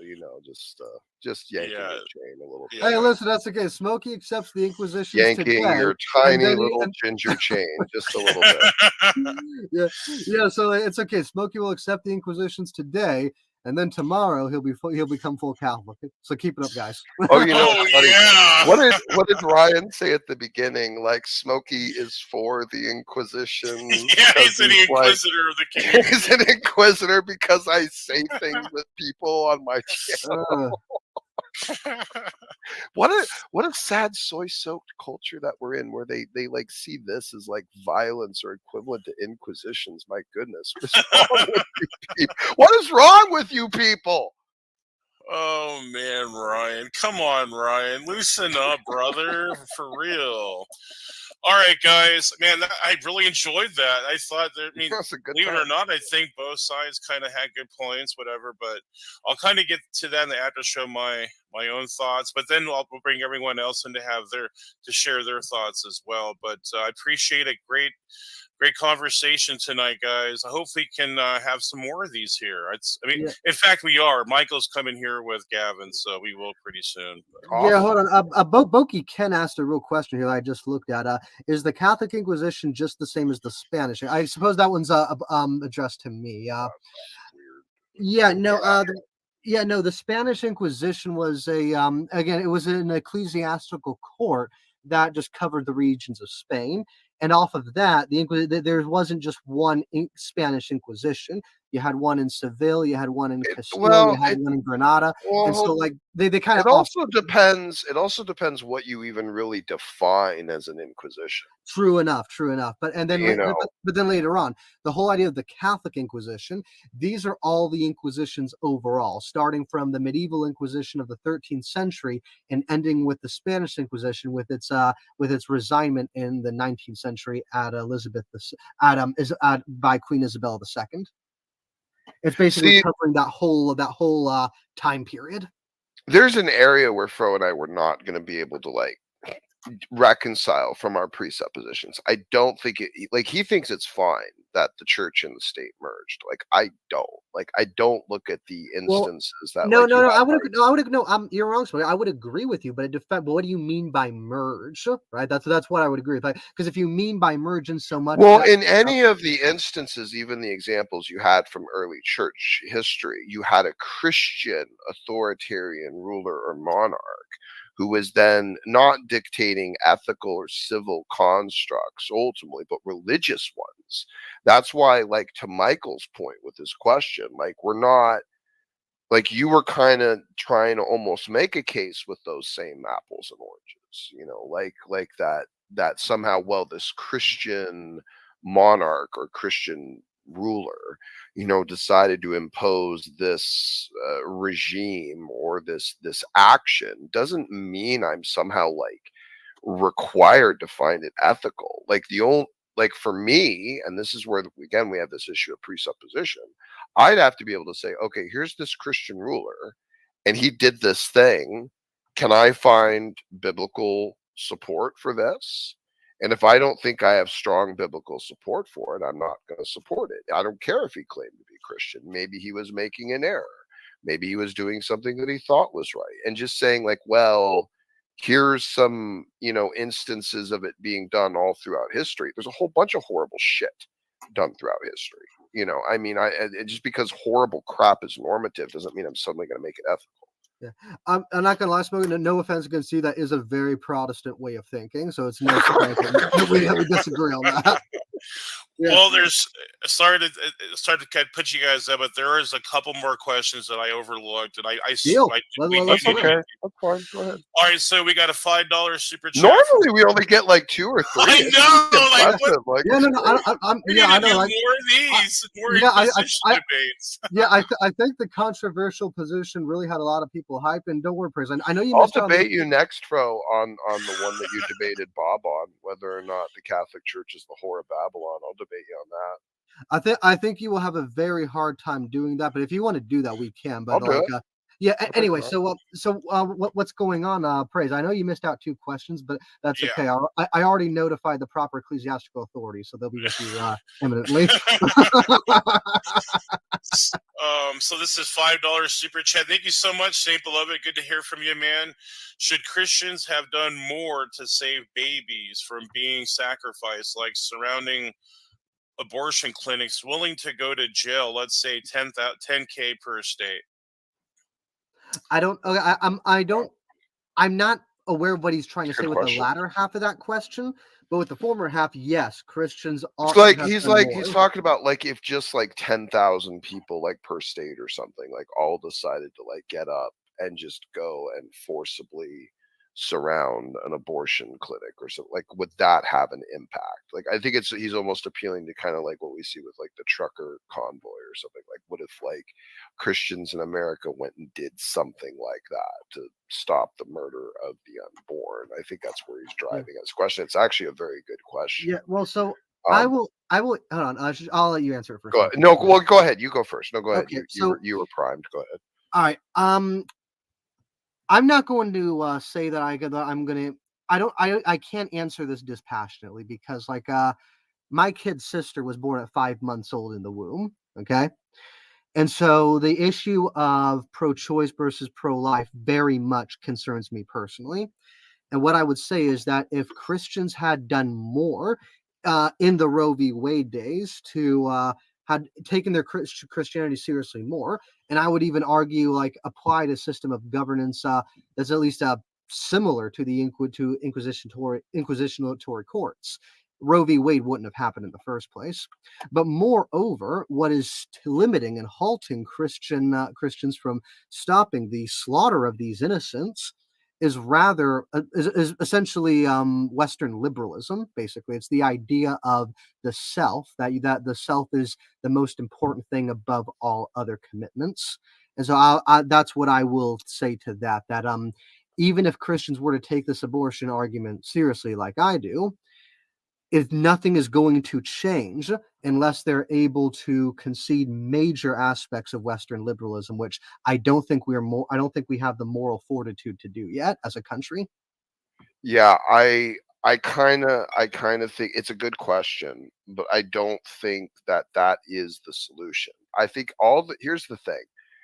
I think pretty much all Christians, for the most part, if you are a Christian, I think would agree that it's grotesque to slaughter the innocent, certainly in the womb, and certainly pulling them apart, and just it's just monstrous, just a gross thing that we do, that we've permitted to be allowed, and we should be disgusted by it. But we also have to recognize that despite our disgust, there are correct ways to try and fix something and incorrect ways to try and fix something.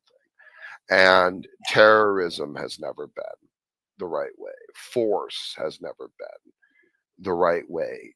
Every time there's been an attempt to force morality, it tends to backfire radically. When you try to force a certain standard, you need to convince people.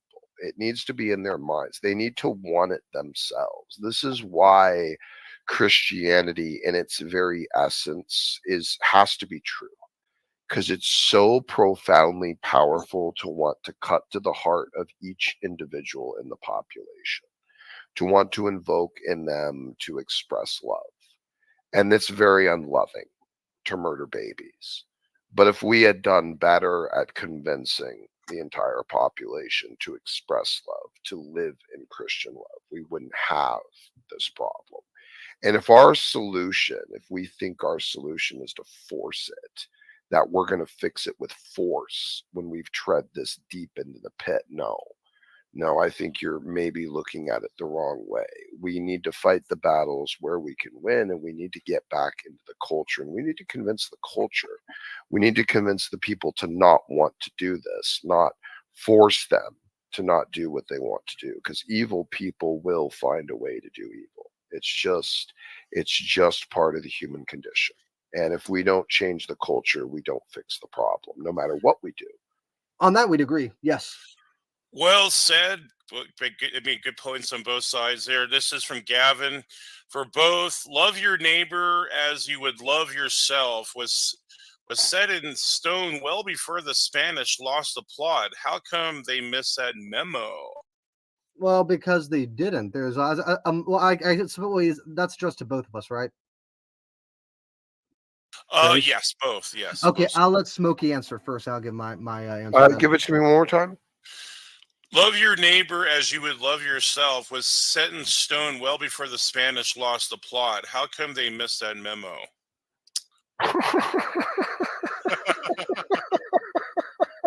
I would, yeah, I would say, to me, even the very concept of an inquisition, or one believer holding inquisition of another believer with the type of punishments that could have been employed, to me it's anti-biblical, and it's kind of monstrous, because again, the idea of the golden rule, the idea of the primary commands of Christ, to love God and to love your neighbor, that this is pulling to me outside of that spectrum. Like I had said earlier, even in the Old Testament commandments, clearly there was leeway written in for grace. They weren't constructed like an inquisition to go hunt down people that might have been serving different gods, or engaging in certain marital indiscretions. But when it was recognized, when it was out there, when it was public, when it could be seen, that's when it needed to be punished, because it was detrimental and dangerous. But even at that bare basic ancient Near East level of theocratic governmental structure, you don't see the Inquisitions following that model, even at that base level, for the sake of righteous judgment. So that's why I just can't get on the side of it, ethically.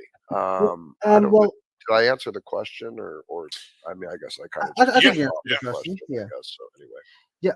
As far as the Inquisition is now following the Old Testament model, I would agree, because we live in the age of grace. The model it's following is that there are certain commandments Yahweh gave that must be kept. But in any case, moreover, what's going on is that is that the Spanish never lost the plot of love thy neighbor as thyself. The truth is that there is nothing more loving than saving souls from eternal damnation. That was that is the idea and the understanding that the Inquisitors came in order to accomplish. I mean, the Inquisitors of Spain were no more unloving than the Crusaders that marched an entire continent over to slaughter the Muslim Empire as a way of freeing Israel from their reign, because the same cultural contingencies are at play for both events. And so what's going on is that, like, the Crusaders went over and conquered the Holy Land for the sake of Christendom. The Spanish Inquisitions burned heretics at the stake for the sake of Christendom. That's what they were doing, right? The idea is that, by removing heresy from your society, you are preserving Christendom. You're preserving Christians from losing their salvation and spending an eternity in hell. There's nothing. And I would say that is loving your neighbor. Then, do you see forced conversion as real conversion? Like if that no, forced conversion never happened. At least not by the Inquisition itself. Of course it did. Well, of course, even by point of sociological leverage, saying you had to leave your home or be imprisoned if you didn't believe this or practice it. I mean, sure, you don't think that a Jew who stayed a Jew and converted so they could stay in their home and not face, punishment, but then professed Christianity and went to mass and did all that other stuff. Unlikely, I might add, because many Jews were willing to die for their monotheistic religion. So, granted, I'll give you, this is probably an unlikely scenario that I'm actually describing here, but just bear with me. Like, say there was someone I'm sure there were people like this. I'm not saying they weren't, but I do know the Jews were very bold and willing to die for their faith and their monotheistic belief. Anyway, so sorry, I got distracted. So this Jew, the Jew that has this perspective and just keeps it the entire time. But say they go to mass, they profess Christ, they confess their sins, they say they go through all the procedures, but they're not doing any of it in faith. They're not saved, right? In your view, no, because they are not affirming that Christian society. They're not affirming the truth. They're going through all the actions. They're following by all the rules, but none of the devotion. None of the devotion. Again, like it's kind of like saying this. Like I used to work with a woman that was completely for abortion, like at 9 months gestation. Well, no, I just she also claimed to be a practicing Catholic. Just if you could just get to this is just, you'll see exactly where I'm going with this in a second. Like you would admit though, like if someone like a Jew, a pagan Muslim was forced into conversion, they didn't actually give it up in their heart. They didn't give up their old religion. Correct. But they did everything a Catholic would do. They what did they fasted on Lent and on Fridays and did the fish thing, whatever it is you people do with that. Followed the commandments and followed all the doctrines and showed up to mass. And confessors, they followed through with all of the actions, emulated a perfect Christian life to avoid Inquisition, but didn't do it in faith. So therefore, you would affirm they're not saved. Correct. Because they would have had to have faith. All the actions wouldn't have mattered unless they had faith. Correct. If that's true and you affirm that, I would like to welcome you to the camp of sola fide. No, again, it's not. I guess depending how you want to define that, I guess I would. Protestant Orthodox sola fide. Faith, you are saved by faith alone, but the faith that saves is never alone. I think you'd almost have to affirm it. Yeah, but specifically, what we taught is kind of faith working within charity. Anyway, right? So I don't want to take this off on a tangent. I wanted to nail that at that moment, just while I had Fro, just kind of like find a little. Yeah, we're gonna wrap this up here. So here's the last question for you guys of the night. Then we're gonna close her down. Get ready for the after show. Sure. So from Germania, question for the panel. Did the opposing side, your opponent, make a point that gave you pause? Go ahead, Fro. You first. Okay. I wouldn't say Smokey gave me pause necessarily, as much as he made a point which I would actually agree with, that in the process of the Inquisitions, and specifically the Spanish Inquisition, there should have been a more there should have been more ability for the exchange of ideas. But again, considering we're also limited by the governmental institutes of monarchy, I'm not surprised there also wasn't. But I think it's due to this. It's due to this. It's due to the, like, how should I say? It's due to this lack of the exchange of ideas, compounded by church corruption of the 14th and 15th centuries, that ultimately gave way to the Reformation. And if the Inquisitions had conducted themselves with more of that free exchange of conscientious ideas, made a safe space for ideas to be exchanged, in my own view, the Reformation either wouldn't have happened or would have been severely mitigated, and that would have been a good thing. But ultimately, when you have fallible men, you're also subject to your own fallibility. So there's my answer to that. Yeah, for me, I feel like basically the Catholic Church was trying a little too hard to kind of be like the hand of God in too many instances. Like, there's someone in the community who I just think is horribly perverse. And if he probably convinced someone into his damnable heresy, would probably murder their souls. And that's Andy Capp. Praise knows who I'm talking about. Andy Capp over at Free Grace Theology. So, like, but I don't want to, like, take the part of God, like, take his hand and, like, be his hand and go and, like, strike Andy down in the name of the Lord. Like, I don't want to do that. Like, I have no compulsion to want to go and imprison Andy or keep Andy from speaking or anything like that. I do feel compelled to pray for Andy, and I have been. And I pray for God to deal with Andy and to deal with him mercifully. And I feel like God has been answering my prayers because I have been praying for Andy to basically degenerate in his thinking. To basically full-blown ridiculousness, which he seems to have done that to where he is now basically incapable, I think, of reasonably convincing anyone of his disgusting, perverse doctrine. So praise God that Andy seems to be degrading, but that's my approach. That's how I look at it. I don't want to be the hand of God. I don't think the Catholic Church should have been the hand of God. I don't think it should have been pretending to be, or decide when someone's time of grace is over, or that they have to accept on this date at this time. I just, to me, I would say that I just don't think the church has the right to do many of the things it is employed to do. If God commanded the people to do something in the Old Testament, God commanded it. God didn't command any of the Inquisitions. This is just what people decided to do.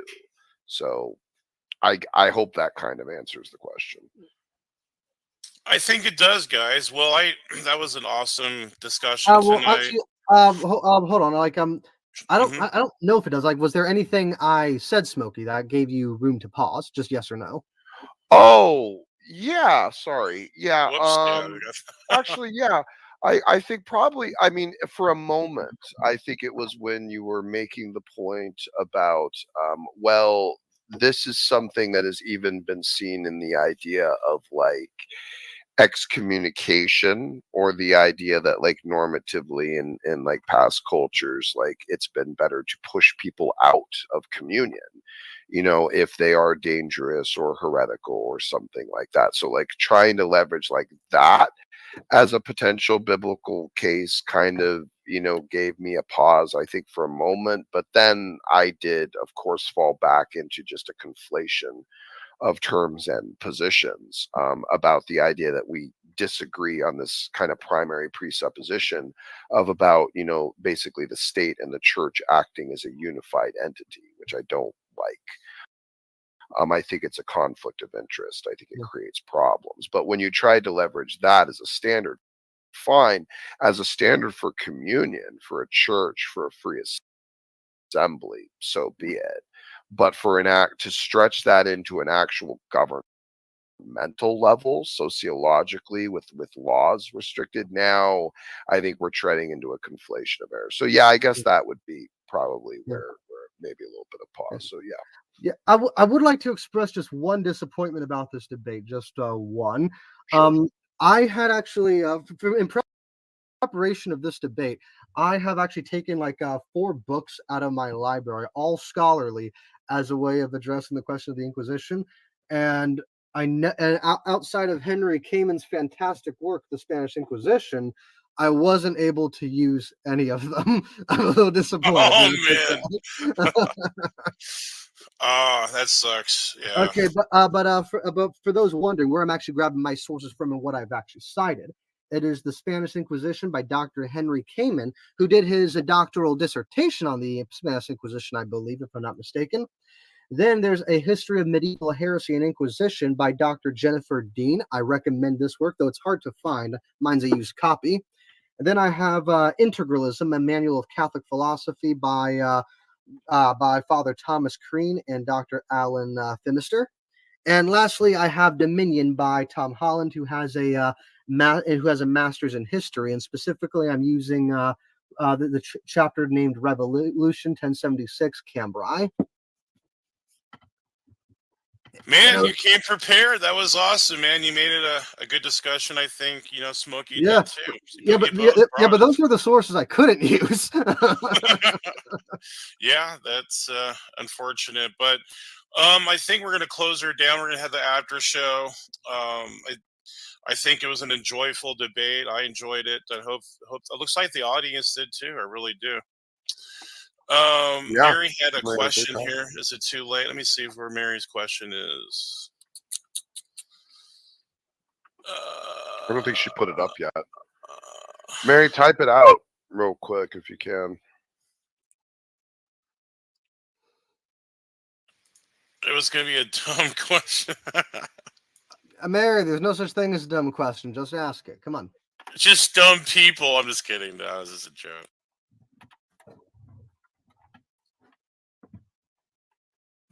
You ask a dumb question, I might give a dumb answer. I don't know. All right, like Mary, you're keeping us in suspense. Come on now. Let's just go to the after show. Yeah, we're going to head to the after show and close her down now. But thank you guys for participating in this debate tonight. Great time. It was really, I love the cordialness of it, and you guys really, it's pretty respectful. It was passionate at the same time, and that's what we want. But yeah, we're going to close her down tonight. I hope everyone has a good night. We'll see you in a few minutes, and take care. God bless.